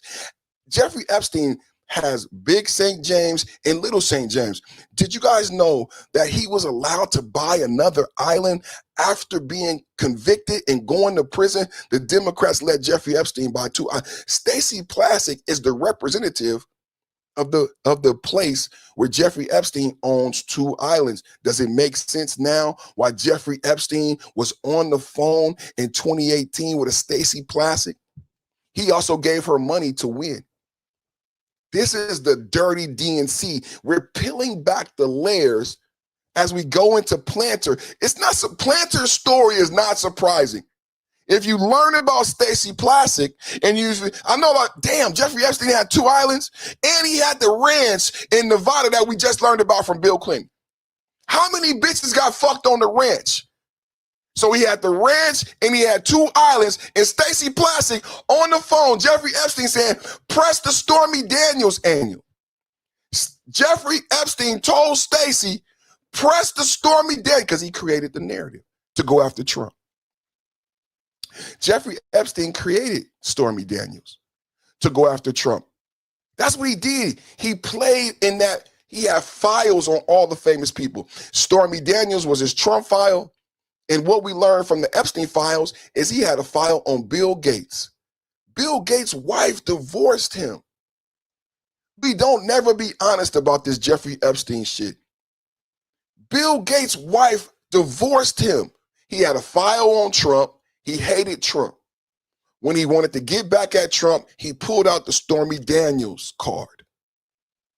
And he played it on Trump. He used Stacey Plaskett to play the Trump card. He had a file on Clinton. He had a file on these people of their improprieties. Let's go to Planter. If you hear what I'm saying, you can't be surprised by the Democrat backing a Nazi sympathizer who had assaulted multiple women. I know that you have been very reluctant to tell this story. Yeah. Very reluctant. Why did you ultimately decide to do it? Why come forward? A few reasons. One of the biggest ones is that I think that there are a lot of men in this world relying on the silence of women and to be where they are. And I don't want to contribute to that. I also want to just get my life back. There are going to be people, maybe even his campaign, certainly his supporters, who say this is politically motivated. What would you say to that? I couldn't disagree more. That was actually one of the reasons that I didn't come out. Because you agree with his politics. I do. I really agree with his politics. I think we need somebody with those political stances and who are willing to do the work. And I see his political videos. They get me fired up as well. I understand why people want someone like him in office. And I felt like me coming forward would essentially potentially take that away. And I felt really uncomfortable with the responsibility of and the weight of my story and what that might do. When people hear this from you, Mm-hmm. are you saying you should not vote for him because of what happened? I'm not going to go as far as to say that. Wow. Here. Wow. Wow. She won't say don't vote for him. You're accusing him of grape and SA, and the Democrats want to be in power. This is the ugly monster. This is why I laid the foundation. This is the ugly monster. This how bad they want to win. This how bad they want to win. To tell my. This is a woman, second woman, accusing Graham Plattner of raping her in 2021. She was just asked, would you say to people don't vote for him? And the Democrat, this is a Democrat. The first woman who accused him was a Republican. This is a Democrat liberal woman, but she still came out. And when asked, would you tell people not to vote? She could not say, oh my God. And the weight of my story and what that might do. When people hear this from you, mm-hmm. are you saying you should not vote for him because of what happened? I'm not going to go as far as to say that. I'm just here to tell my story, to give a clearer picture of who he is and the type of past that he has. And I just think it's fair to the democratic process to let people know who they're voting. Wow. Wow. Graham Plattner is out. Graham Plattner is out. Second woman comes out. Now it's believable because the second woman is a liberal Democrat. This is the first woman. Her story was not believed. Second woman who dated Plattner describes her violence. This is the second woman. That was the first woman. Let me get it right. This is the second woman. That was the first woman. Multiple women accused Graham Plattner.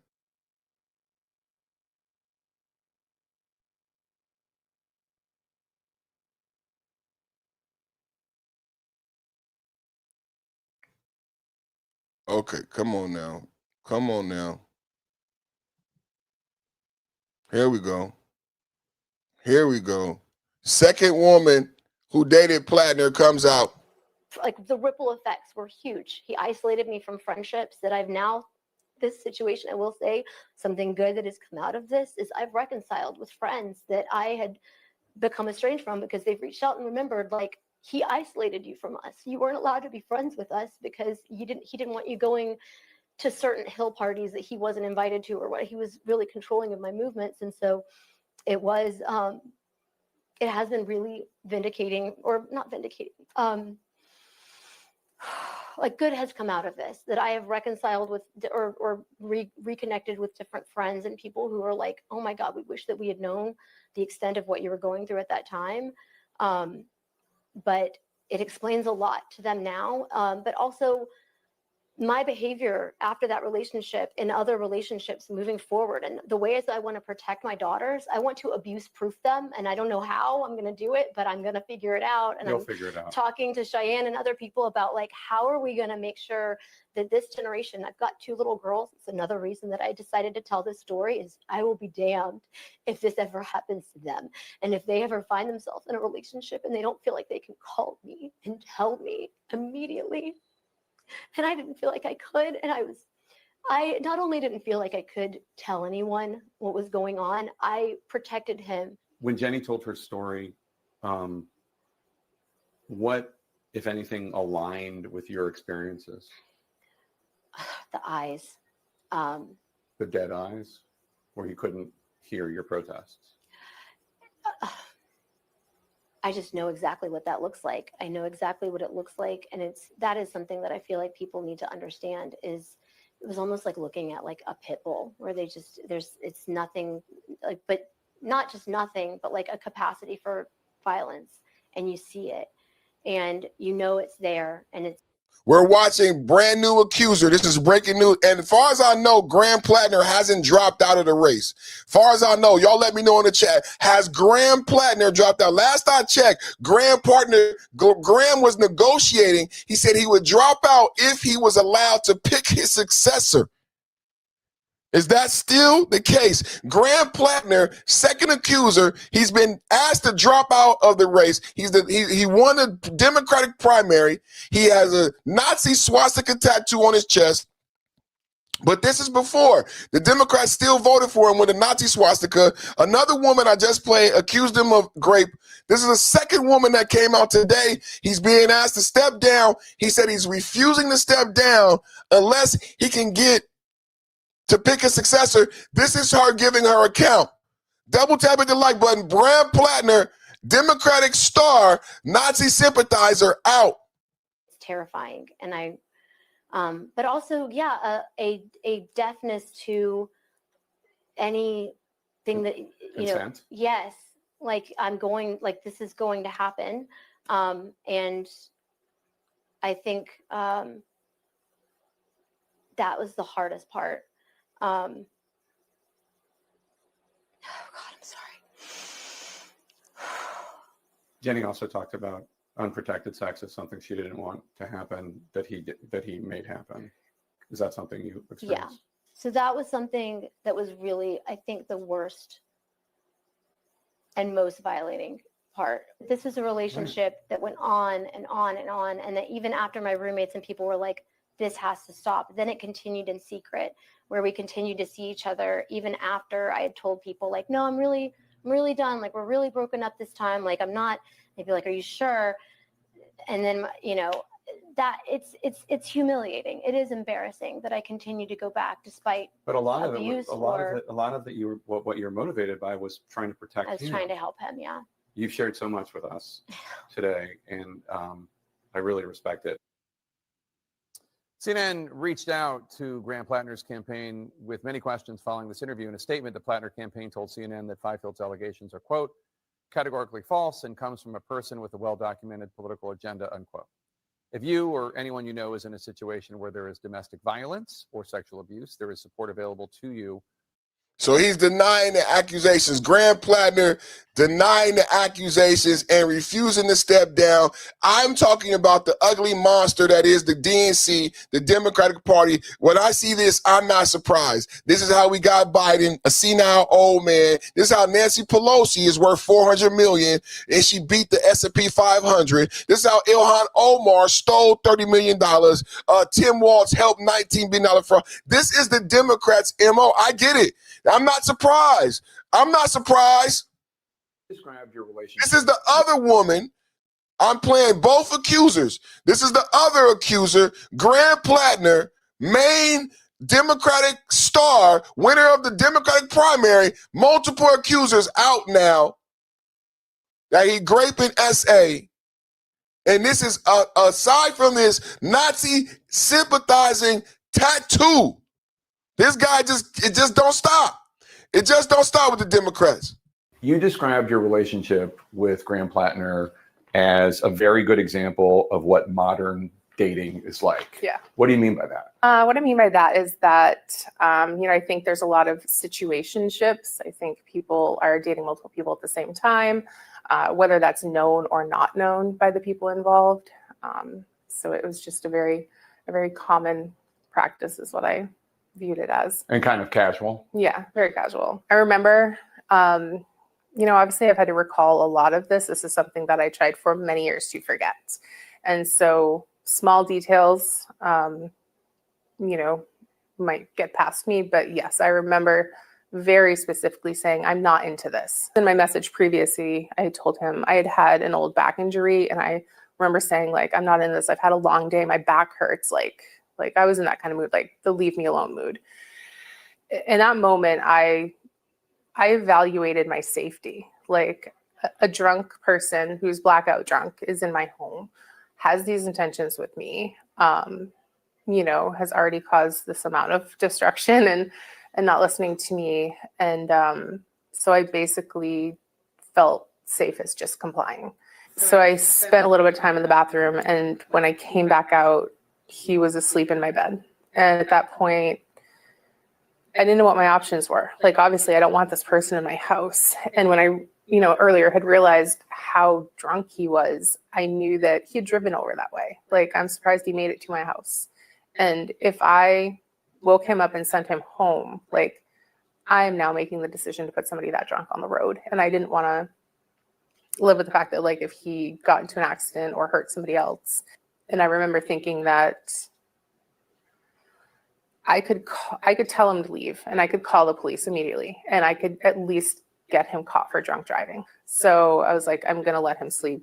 And the second he wakes up, I'm going to tell him to leave. And so he slept. I lay there in like a state of panic all night. And I remember turning on, I have like one of those noise machines that you sleep with, and I turn it on ocean waves, and I'm like, I'll just try to meditate. And it didn't work. Wow, that's terrifying. That's absolutely terrifying that she had to go through that. That is a terrifying account.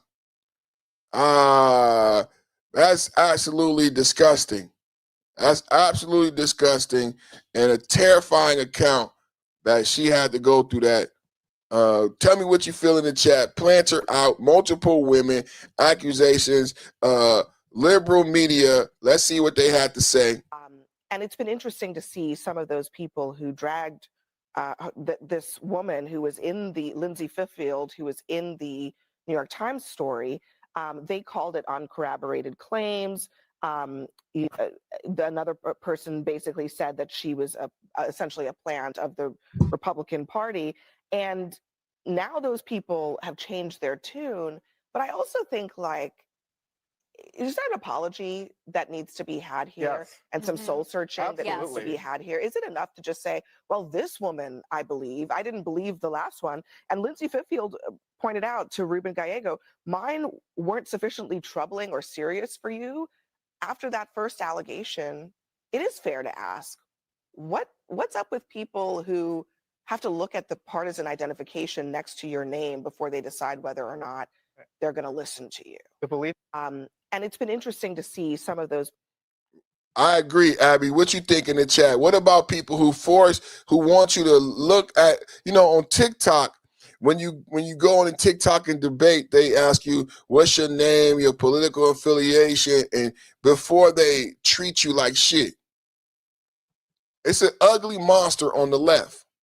So, Abby, you bring out something that I see a lot on TikTok. If you go on TikTok, there are a lot of leftists on TikTok who say, I want to debate Trump. I want to debate people who like Trump. There's a lot of these people on TikTok. But then you go on their channel to debate them, and the first thing they say is, what's your age, your state, and your political affiliation? If you don't have the same political affiliation as them, they don't give you an honest debate. They treat you like shit. This young lady came out against Plattner, and she felt the TikTok phenomenon. Hey, Plattner is a bad guy. And instead of people listening to the woman, instead they did her like TikTok. Well, what's your name? What's your age? What's your state? And what's your political affiliation? And she's like, what does that matter? He did this bad stuff. Well, if you voted for Donald Trump, I'm not going to listen to you. If you voted for Trump, you're an idiot. And like, this is what goes on the TikTok debate. What's your name? I just saw somebody the other day that rebroadcast on YouTube. And the bitch has a call-in number, right? Black bitch. The bitch has a call-in number, and somebody called in and asked her a legitimate question. You know what the bitch did? The bitch was like, well, if you voted for Trump, I'm going to ask the audience if they want me to debate you. I'm like, bitch, you got a call-in number on your screen. He called in, he asked you a legitimate question, and instead of debating him, you put it to the chat. Chat, send me some money if you want me to debate him. I'm like, oh, shit. This is the ugly monster on the left. This is the ugly monster on the left. And the ugly black bitch who was doing the shit. This is what happens on TikTok. Some of them show their face. A lot of them don't show their face. You put up a number. You say you don't like Trump. You say you want to debate people about Trump. And then you do that whole shit. All right, let's go to the video. Again, I don't think that there's been a Democrat who's been asked whether they still support Graham Plattner in the last 12 hours who said they still do. So the idea that people coming out and saying that they're not backing him anymore, I think it ceased to be news at this point. But Margaret, and we have about 30 seconds left. Do you think this will have a lasting impact on any of the people who backed Plattner in the past? I mean, probably make them, some of these Democrats more likely to really want to try to find out about someone who isn't well vetted first. But I don't think there's any evidence that any of the national Democratic figures, Elizabeth Warren or Ro Khanna that we're talking about, knew about this allegation, beforehand. This has just been a stunner for the Democratic Party. I think Jackie's right. They have a very quick window to decide, is there any way to tap the will of the people in the Democratic Party in Maine, or do they just pick someone and move on?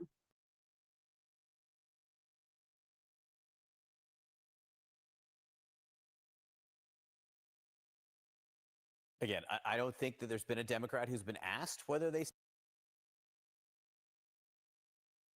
Problem for Democrats is that they've allowed partisanship to compromise their own values. So to me, it's like you either have values or you don't. And if they're not at play here, then why should they be at play for Christine Blasey Ford? Why should they be at play for any other woman who might be exactly like Lindsay Fiffield and exactly like Jenny Rasikoff? I guess it seems to me that the real problem for Democrats is that they've allowed partisanship to compromise their own values. So to me, it's like you either have values or you don't. And if they're not at play here, then why should they be at play for Christine Blasey Ford? Why should they be at play for any other woman who might be exactly like Lindsay Fiffield and exactly like Jenny Rasikoff? Either you have values or you don't. This is why I don't vote for Democrats.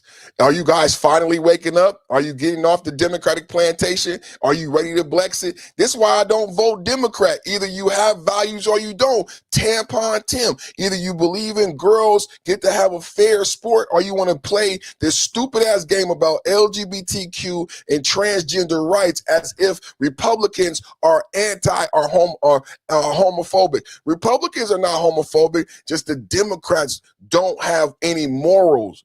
Either you do or you don't. We all have gay kids. We all have gay family members, but a girl should compete against a girl, period. I'm a girl dad. And in Democratic states, after the Supreme Court, I live in California. If my daughter becomes competitive on a national level, I might have to move out of California for her to get a fair competition. Because if she lives in California, she's going to have to compete against a boy, and she will always come in second. That's what's wrong with the Democratic Party. That's why we don't vote for the Democratic Party, because it's been obvious to us for a long time that they don't have a moral code. They don't have a moral line. We saw that with Obama. We saw that with Biden being senile. We saw that with Kamala not being qualified. Where is the Democratic line? Honestly, Abby, tell me. And if they're not at play here, then why should they be to compromise their own values? Listen to Abby. It seems to me that the real problem for Democrats is that they've allowed partisanship to compromise their own values. So to me, it's like you either have values or you don't. And if you either have values or you don't. They've allowed partisanship to compromise their own values. And either you have values or you don't. This guy was a Nazi. This guy is a Nazi and a racist and a bully and a sexual abuser. And the Democrats said, we don't care. And now Abby is saying either you have values or you don't. Either you're saying you're not going to support racists, you're not going to support Nazis, you're not going to support bullies, and that's a value, that's a bulwark, that's a rubric, that's a metric, right? Either you have a rubric or you don't. That's what it comes down to, Democrats. That's what it comes down to, Democrats. Either there's a rubric or there isn't. Abby Phillips, one more time for the audience. I guess it seems to me that the real problem for Democrats is that they've allowed partisanship to compromise their own values. So to me, it's like you either have values or you don't. If you don't stand for something, you'll fall for anything. Ain't that what the old people used to say? Either you stand for something or you fall for anything. Either you stand for something or you fall for anything. And what do the Democrats stand for if they can back a Nazi and back a sexual assault person? What are the Democratic values and what do they stand for? That's an honest, legitimate question today. I guess it seems to me that the real problem for Democrats is that they've allowed partisanship to compromise their own values. So to me, it's like you either have values or you don't. And if they're not at play here, then why should they be at play for Christine Blasey Ford? Why should they be at play for any other woman who might be exactly like Lindsay Fiffield and exactly like Jenny Rasikoff? I don't think they are. That's the whole point. I don't think it they seems are. to me that the real problem for Democrats is that they've allowed. I think the problem is, how do you convince the American people that you have value? This is like a child, right? Or someone that you want to employ. How do you now how do you now convince an employer that you possess values now when you didn't possess values when you shoplifted from our store? Why should I hire you? Think about this, you guys. Let me put it to you this way. If you didn't have good enough character and value to not shoplift from our store, why should I hire you now? Why should I hire you now?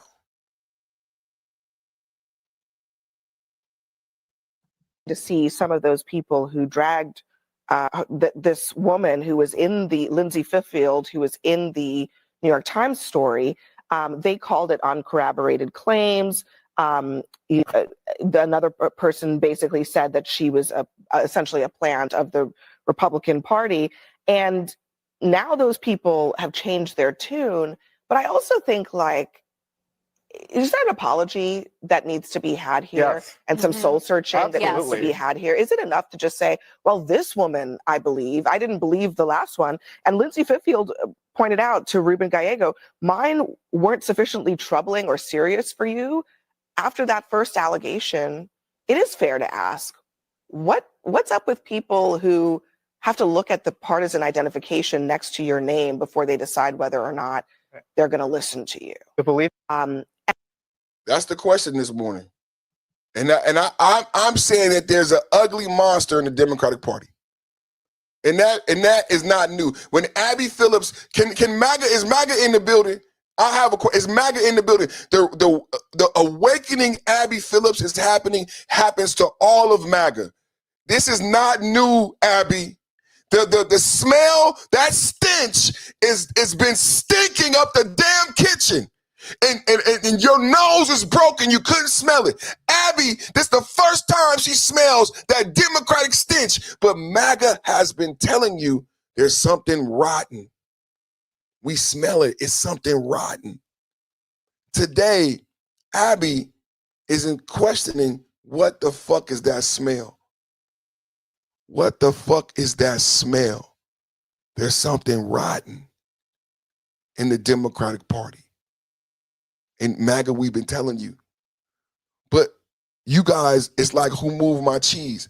You guys, not only have you become blind to the smell, you now are addicted to the smell of mildew.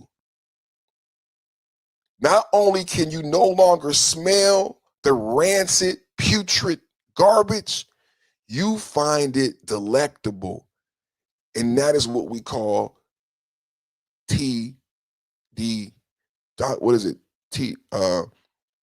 Trump deranged TDS. TDS is the fact that they can't smell the stench. And it's been so long that they now find it attractive, appetizing. This is the sick Democratic Party. They're fucking sick. Their nose is broken. They can't smell the stench, and they think it's fucking caviar. They think they're eating caviar, and they really eating shit. Steve, I want to start with you. This new accuser, Jenny Rasikoff, says that she never went to the police because she was shocked, and then she was worried that Plattner would retaliate against her. What is your sense tonight? Well, first, I'll say she's not the only person in Maine right now who is scared of retaliation and violence from Plattner or the Plattneristas. I know that there's a lot of women and a lot of political operatives are making security upgrades because this is a guy who, by his own Reddit threads, has been training the Socialist Rifle Association up here in Maine. But also, you know, this is the red line for Democrats in Maine. It wasn't the allegations in the New York Times report 1 month ago, which included stories, tales of abuse against women, and also Jenny's story, which was given to the New York Times off the record, and they had to respect that agreement, but they buried it. So the New York Times has covered themselves in shame with this story, with how they handled the original report.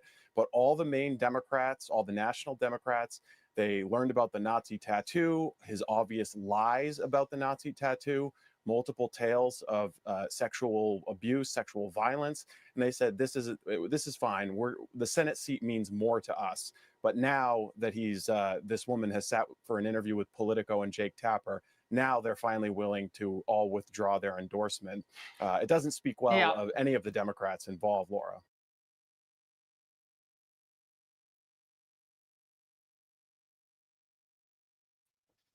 I think the Democrat and you know another thing about the Democrats, they do it to themselves, bro. The Democrats do it to themselves, bro. Let's talk about the DOJ. You see it in my title. It's called the Triple Threat Wednesday, Triple Threat Trump. Let's go into the DOJ.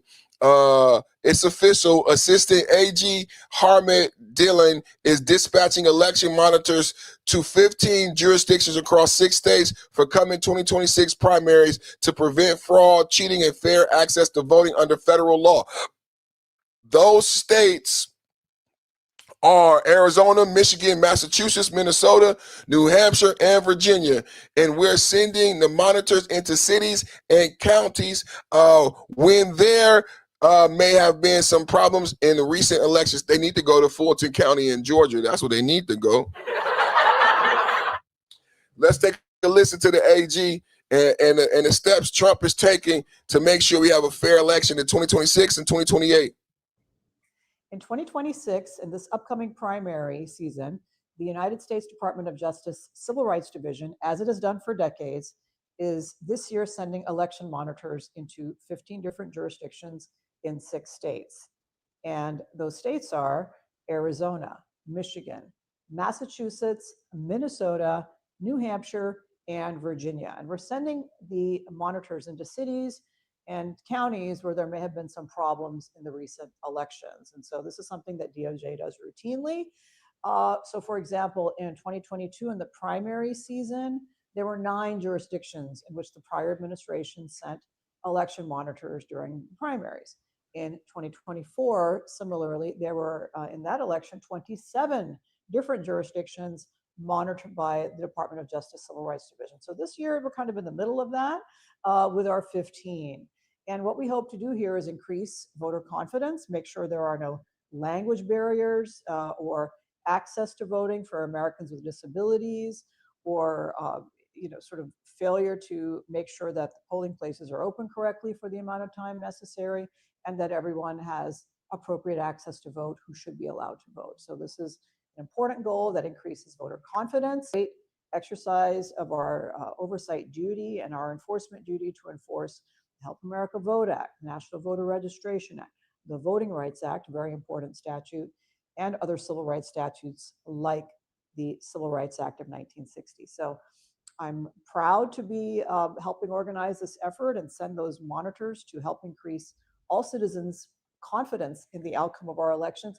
And stay tuned as we get towards the general election, where there'll be an even more expanded program for vote monitors, as DOJ has done for decades in our great nation. Thank you.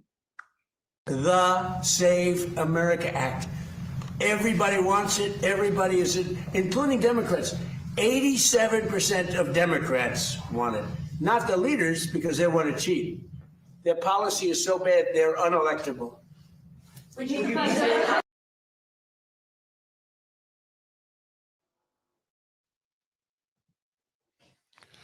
Oh man, Tyler Robinson update. Let's get Tyler Robinson update.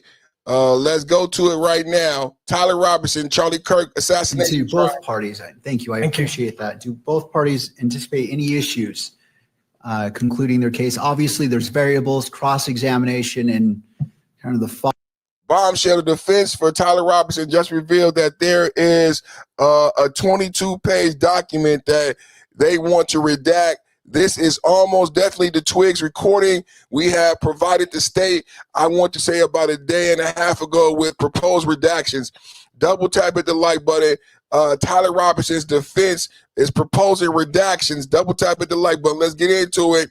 appreciate that. Do both parties anticipate any issues concluding their case? Obviously, there's variables, cross-examination, and kind of the fog of war that happens in court proceedings, but any party anticipate issues concluding at or before Friday at 5 p.m.? Not from the state judge. Just want to highlight one issue for the court because it may be that the court wants to do some time management. The state is going to proffer a video 1102, a video recorded 1102. We have provided the state, I want to say about a day and a half ago, with proposed redactions because we believe that portions of it are not admissible, even in a preliminary hearing. And the way we did that is we provided a transcript and then a redacted version of the transcript of the entire video recorded interview. It may be that the court wants to look at the proposed redactions not while court is in session, but during some other period of time, because the transcript of the video, which we prepared and we provided to the state so the state could raise any concerns about the accuracy of the transcript, that's not an issue. The admissibility of portions of the video or the issue is about 20 pages, maybe 22 pages. So to use court time for the court to look at the proposed redactions may be an inefficient use of the time. I'm not saying when the court should do it. I'm just saying we may not want to do it between 9 and noon and 1 and 5 tomorrow or Friday. How do you think the case is going for Tyler Robinson? What put in the chat? Who do you think? Did you think Tyler Robinson committed the crime? Put a 1 in the chat if you think Tyler Robinson did it. Put a 2 in the chat if you think Candace Owens is right. Let's what is this right here? Charlie Kirk assassination case just crumbled. Insane new evidence changes everything. The official story is falling apart. Do you agree with these internet sleuths that think that this is some type of government conspiracy, or do you believe Donald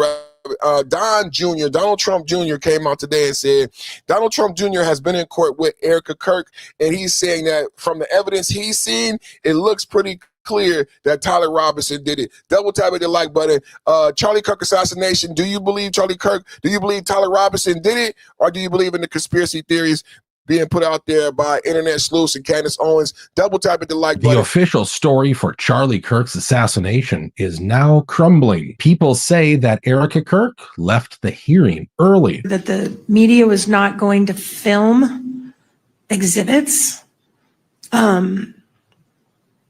And they are filming the ones that are on that screen.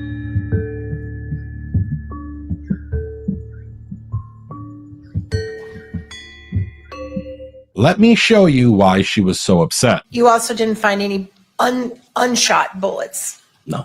Okay. Are you aware of there being a bullet found on another roof? I'm not aware. Vicinity? Were you aware of another bullet being found on the scene, not on the roof of the Losi building? No.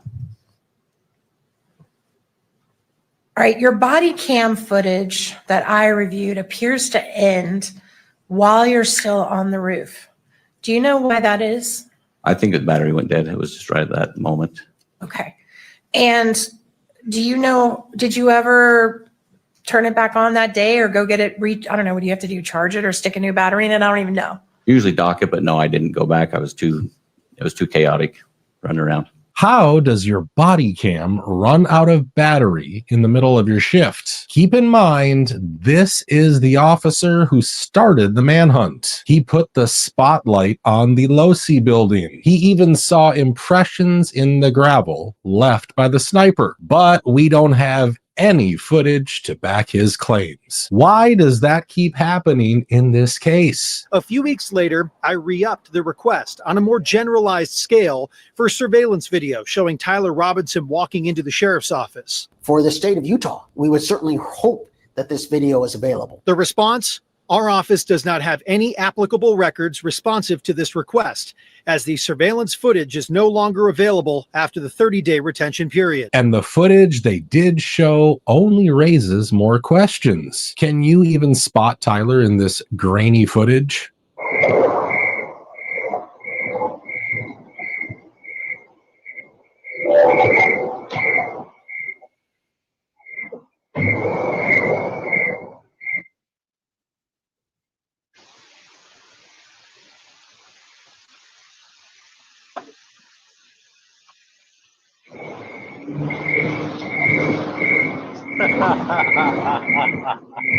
What the hell is that?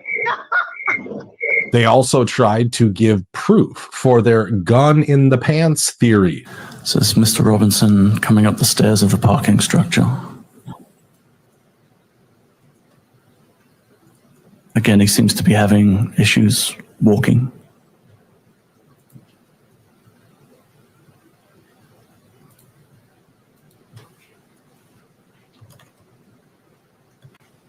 Even if that's true, how did he not break his legs when he jumped from the roof?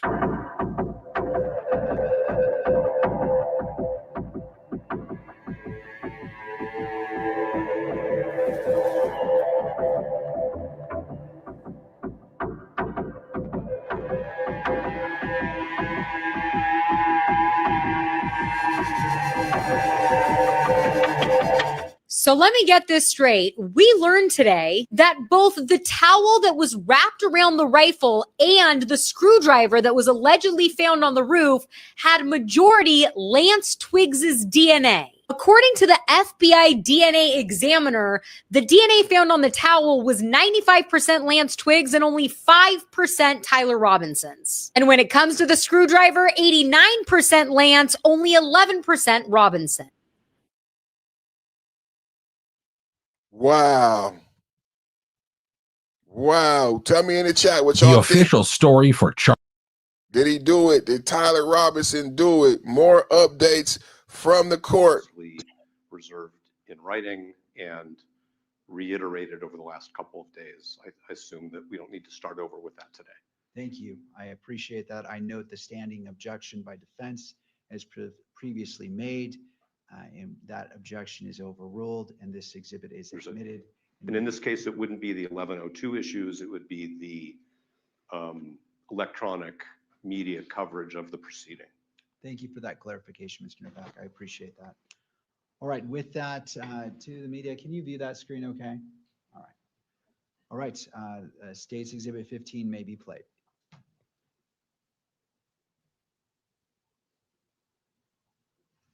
And Agent Davis, who are we seeing here? That's Tyler Robinson. And although we are watching it on video, we what see is his he face? wearing at this time? He's working a dark colored baseball cap with a, has like a, I believe it's like a, maybe the Hurley symbol on it, like a white symbol on front. It's a burgundy short sleeve shirt with no graphics. It's blue jeans and gray and white tennis shoes. I believe they're Converse style tennis shoes. Thank you. Was Mr. Robinson, you stated that he was arrested in the early hours of September 12th, is that right? Yes, that's correct. Did he remain in Washington County Sheriff's Office or was he taken somewhere else? No, he was transported from there to the Utah County Jail. Double tap hit the like button, everybody. Watch it right now. Do me a big favor. Hit the like button. We're giving you an update in the Charlie Kirk assassination trial. Double tap hit the like Friend button. group server. It's interesting to me that he sent it in this confession message to their old friend group server. It's interesting to me that he sent it in this server and not to Lance's new server because I'm not sure why that is. It could just be that he was less familiar with the people there, but based on the kind of messages sent there, which we're going to go over later, it could be that he wanted to avoid having anyone say something that resembled support for his actions. In the original You know, that's my issue too, bro. Like I did a lot of research on this Charlie Kirk thing a long time ago. Confession message to their old friend group server. It's interesting to me that he sent it in this server. No. That's very true. But not only that, it's not only that he sent the confession message, but it's not the first message that day.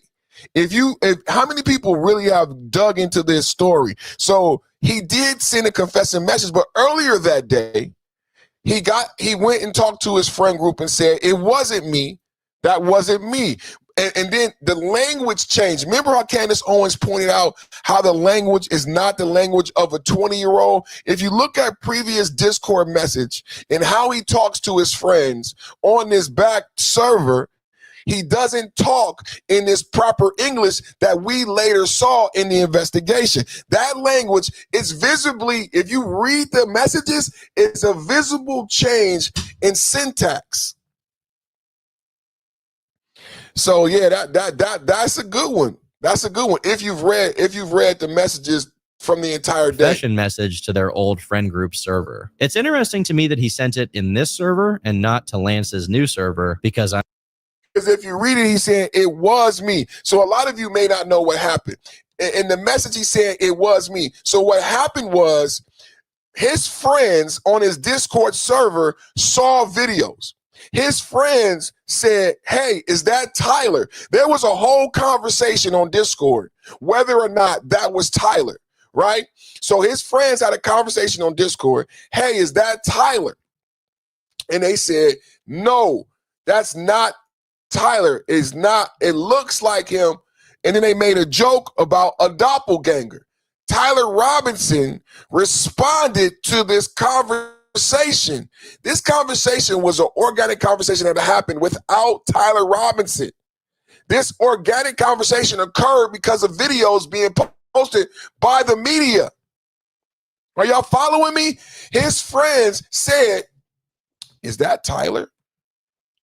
And then they said, no. Tyler got on. See, hey guys, I have bad news for you all. It was me at UVU yesterday. Why is this the message? Because earlier, what started this whole back and forth was the fact that his friend group saw videos, came online, had a discussion. Hey, is that Tyler? And then they all agreed it wasn't. Tyler came on and said, no, that's not me. And then later on in the day, if you see, this is at 9:57 p.m., Tyler then comes back and says in a confession, it was me. Why would he do that? Why would anybody do that? Why would he do that? So that was one of the things I also picked up on when I did my research. I'm not saying I know what happened. I'm not saying I know what happened. I don't know what happened. I just recall from my research that there were multiple communications that day on the Discord back chat. And the whole Discord back chat conversation started with one of his friends. I think it was a black guy. And he came on and said, did you guys see those videos of what happened to Charlie Kirk? It looks like Tyler. And then they said, no, it's not Tyler. And then Tyler came on and said, yeah, that's not me, you guys. And then later, Tyler came and confessed. Why is that? me Why that he is sent that? it in this server and not to Lance's new server. Confession message to their old friend group server. It's interesting to me that he sent it in this server and not to Lance's new server because I'm not sure why that is. It could just be that he was less familiar with the people there, but based on the kind of messages sent there, which we're going to go over later, it could be that he wanted to avoid having anyone say something that resembled support for his actions. In the original Okay. So then there's a question of the server. Then there's a question of the server. Okay.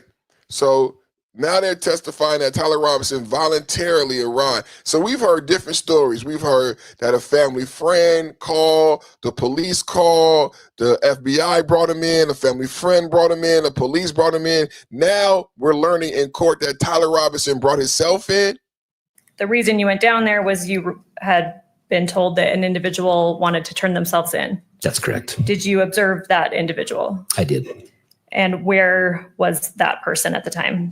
So when we arrived, we went into the room that we were in. It was one of their office, the cubicles there.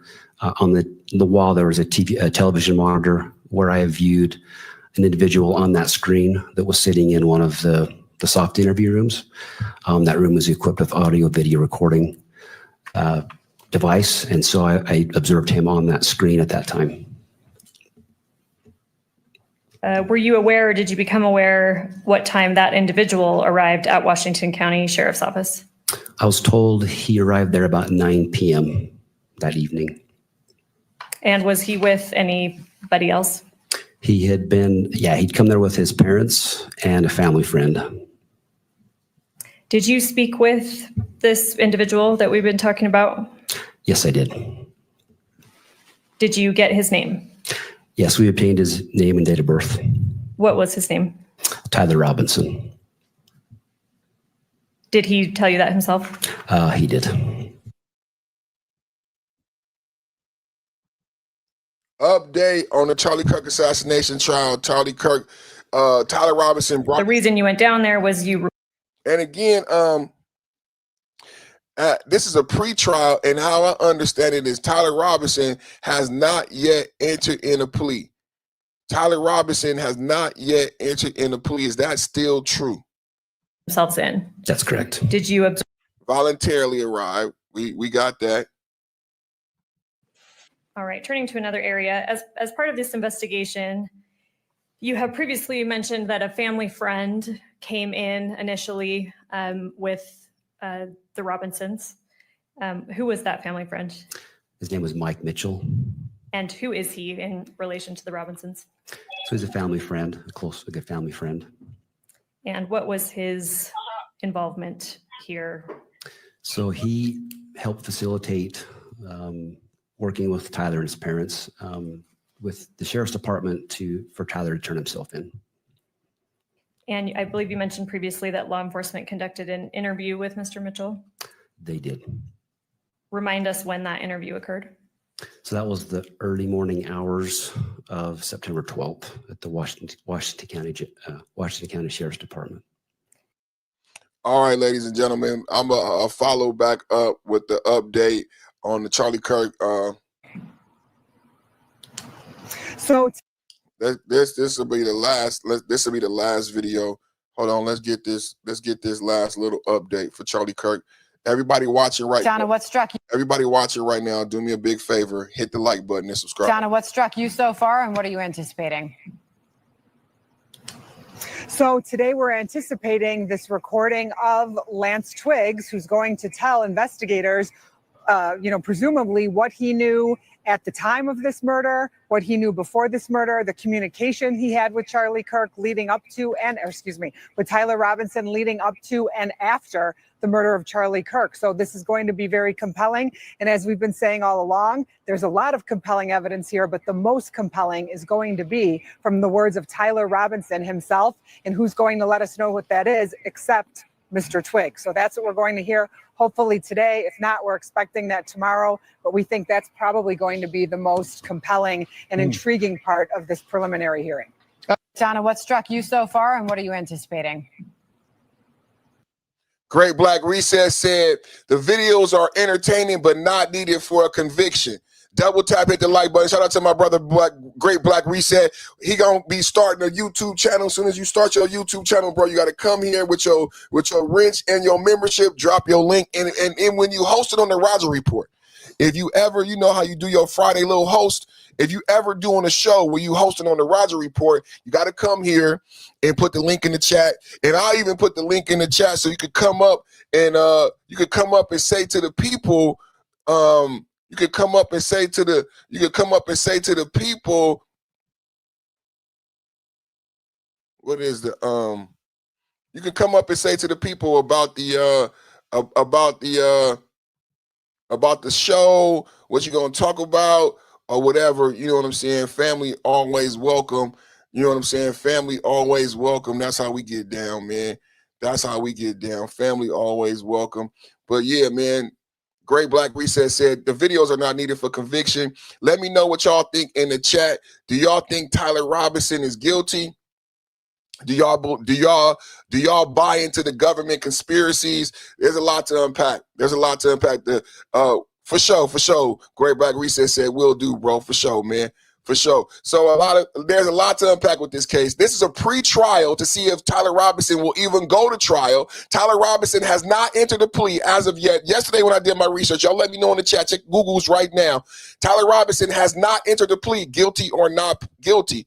This is just to see if they have enough evidence to even hold him for trial. Can they prosecute him for murder? Right? This is a pre-trial, whether or not they have enough evidence. And the defense has successfully gotten rid of several videos, but Black Reset said the video is not needed, but the defense has been successful with getting rid of several pieces of what can be seen as key evidence. So I don't know how it moves forward. But we're going to be watching the trial day by day, giving you updates. We're going to be watching the ceasefire. Breaking news today, Donald Trump ends the ceasefire. Strikes resume on Iran. We bombed Karg Island last night. Donald Trump says we keeping the oil. Don't mess with the oil. I didn't want to do it. I said I didn't want to do it. I can do it. I don't want to do it. I told them, bomb Karg Island. I'm going to bomb Karg Island. Don't touch the pipes. Pause. Don't touch my pipe. Don't touch my pipe. Bomb Karg Island. Don't touch the oil. Don't touch my pipes. Pause. Don't touch my pipes. We're going to take over Karg Island. I didn't want to do it. I didn't want to do it. But I can bomb them. I can bomb the desalination. We can bomb the power plants. I didn't want to do it. We bombed Karg Island. I said, don't touch the pipes. Don't touch the oil. I didn't want to do it. Double tap at the like button. I see y'all tomorrow, 1 p.m., man. Everybody watching right now, do me a big favor. Hit the like button. How do you like? A lot of my audience is a little bit older. How do you like the live stream? Well, if you're watching me on the cell phone, 80 to 90% of you are watching on the cell phone. Just so you know, some of the older people watching me on the cell phone, I now are streaming in a dual mode. If you have a schism or you can't see like me, if you want to watch me in full screen on your big screen TV, you can now watch me in full screen. I'm broadcasting in dual mode. So you can watch me in full screen or you can watch me on your cell phone. If you're watching me on your cell phone, how do you like this? How do you like it? So on the cell phone, you're going to see on the top right hand corner, they're called an ellipsis. These 3 dots, hit those 3 dots. You can thumb up or thumb down the video. You can say I like the video. You can say I dislike the video. That's how you like the video. Or you can double tap the screen. Double tap the screen like this. This is how you like the video. I'm asking everybody right now watching, do me a big favor. Just double tap the screen. Even if just double tap the screen. It's fun. It feels good. Boop, boop, boop, boop. Boop, boop, boop, boop. Boop, boop, boop, boop. It's fun. It feels good. Double tap the screen. Hey, and when you're so inclined, hit the subscribe, man. Go to the channel, man. Big shit happening on the Perfect Timing Podcast channel. Big shit happening on the Perfect Timing Podcast channel, man. Big shit happening always. Big shit happening on the Perfect Timing Podcast. #1 podcast on YouTube for political domestic debate. Big shit happening. Big shit jumping, man. Double tap at the like button. Come on in, man. Join the channel. When you subscribe, you have a chance to look like GBR, look like Great Back Reset. So when you become a member and you want, a lot of the chat was going crazy today. You want your comment highlighted. You want to look special in the chat. Become a member. $5 a month, $10 a month. You could become a member for less than 25 cents a day. 25 cents a day. I got special emojis. GBR, show them the emojis. We got special emojis I created for you. We got all type of benefits. Become a membership. We do member-only live streams. Membership has its privileges. So the chat room goes crazy. If you want your comments highlighted in the chat, if you're debating and battling and booming in the chat, you feel like you're not getting the respect, become a member. Membership has its privileges. Get your name highlighted. Get the ability to highlight your brand in the chat. Double tap, hit the like button. Joe Clark. Is this Joe Clark from the movie Lean On Me? Fair East Side. With your Lean On Me, Fair East Side beard looking ass. Fair East Side. You smoke crack, don't you? Joe Clark. You smoke crack, don't you? You smoke crack, don't you? Joe Clark don't got 25 cents. Do you know why Joe Clark don't got 25 cents? Because you smoke crack, don't you? You smoke crack, don't you? Joe Clark, Fair East Side. Fair East Side High. By the band, we will stand and always praise thy name to heaven. Here we go. Wait a minute. This is my favorite part. Yeah. Shout out to you, Joe Clark. I'm not even going to block you. I usually block bitch ass niggas like yourself, but it's the end of the podcast, so I'm going to let you live. Oh, you tried to you couldn't just shut the fuck up. Bye, Jim. Bye, Jim. I was going to let your bitch ass live. Bye, Jim. Bye, Jim. And I'm not reading your comments. No one else will read your comment. We don't give a fuck what you have to say. God damn. I was gonna let the nigga live. I was gonna let him live. Fair East Side crackhead. What Judge Joe Brown said? That's a crackhead move. It looked like a crackhead to me. He looked like a crackhead. He act like a crackhead. If it looked like a duck and walked like a duck, it's probably a crackhead. If it looked like a duck and quacked like a duck, it's probably a crackhead.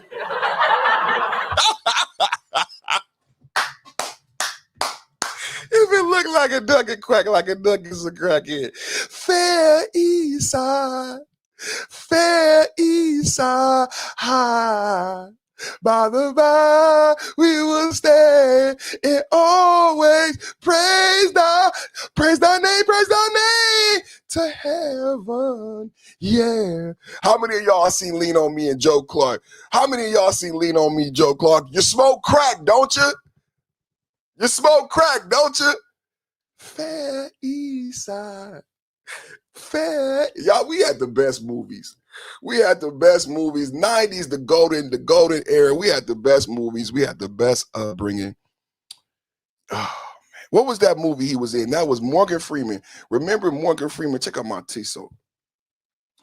I just had to take it off because I'm about to go cook dinner. Remember he was in that movie with Superman? That's one of my favorite movies. When Morgan Freeman played the pimp and Superman was a reporter. Remember? Morgan Freeman was a pimp. What was the name of that movie? Somebody put it in the chat. Morgan Freeman was a pimp and Superman was a reporter. He wasn't Superman.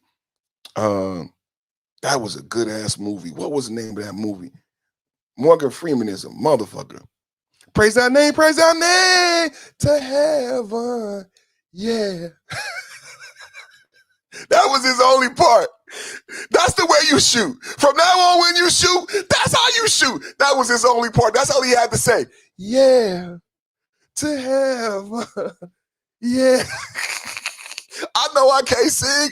I am the yeah nigga. I can't sing. I'm the one who go, yeah. I'm about to slide out on you hoes. It been, how many hours it been? It been 4. I'm about to slide out on you hoes. Double tap it the like button. Send me a super chat. Send me a gift. My wife is waiting for me to cook dinner. I'm about to slide out on you hoes. Like Kevin Hart, what you about to do, perfect? I'm about to slide out on you hoes. To heaven. Yeah. Jim Clark came in here with that bullshit. You know what's so fucked up? He probably wants to participate. This chat room, this podcast is live. It's all the way live. All the way live. Yeah. All the way live. This chat room, this podcast is all the way live. And your goofy ass just got blocked for being a sucker. Just come in and be cool. How come you can't be cool, baby? Just be cool, baby. Man, I create this beautiful environment. I didn't redesign my room. Look at my podcast room. I didn't redesign my bookshelf. Look at it. Looking so good. I did it for you. This is visually appealing. I got brand new background. It's visually appealing. I'm entertaining. I'm attractive. I'm charismatic. You want to be here. Do you want to go be in the chat room with the white boy with the toilet on his head? There's a white boy right now with a toilet seat on his head with Cheerios making stupid ass noises. You can go over there. It's a nigga with fake teeth moving his teeth around. Blah, blah, blah, blah, blah, blah, blah, blah, blah. That nigga got 1,000 people watching him. You can go watch that shit. He don't say no words. It's ASMR. A nigga with fake teeth moving his teeth around. It's a white boy with a toilet seat on his fucking head. You can go to all of, but if you want to be part of a domestic geopolitical debate, I'm not right. My name is perfect, bitch. Roger is right. I'm perfect. When people be saying he not right, bitch, my name is perfect. My name ain't right. I'm perfect. I ain't right. Don't look for me to be right. Look for me to be perfect every day at 1 p.m., bitch. I am perfect. I ain't right. This is a podcast. This ain't CNN. So what you did is you just played yourself. You was on the most Great Black Reset with the $5 super chat. Great Black Reset with the $5 super chat. Shout out to my brother, man.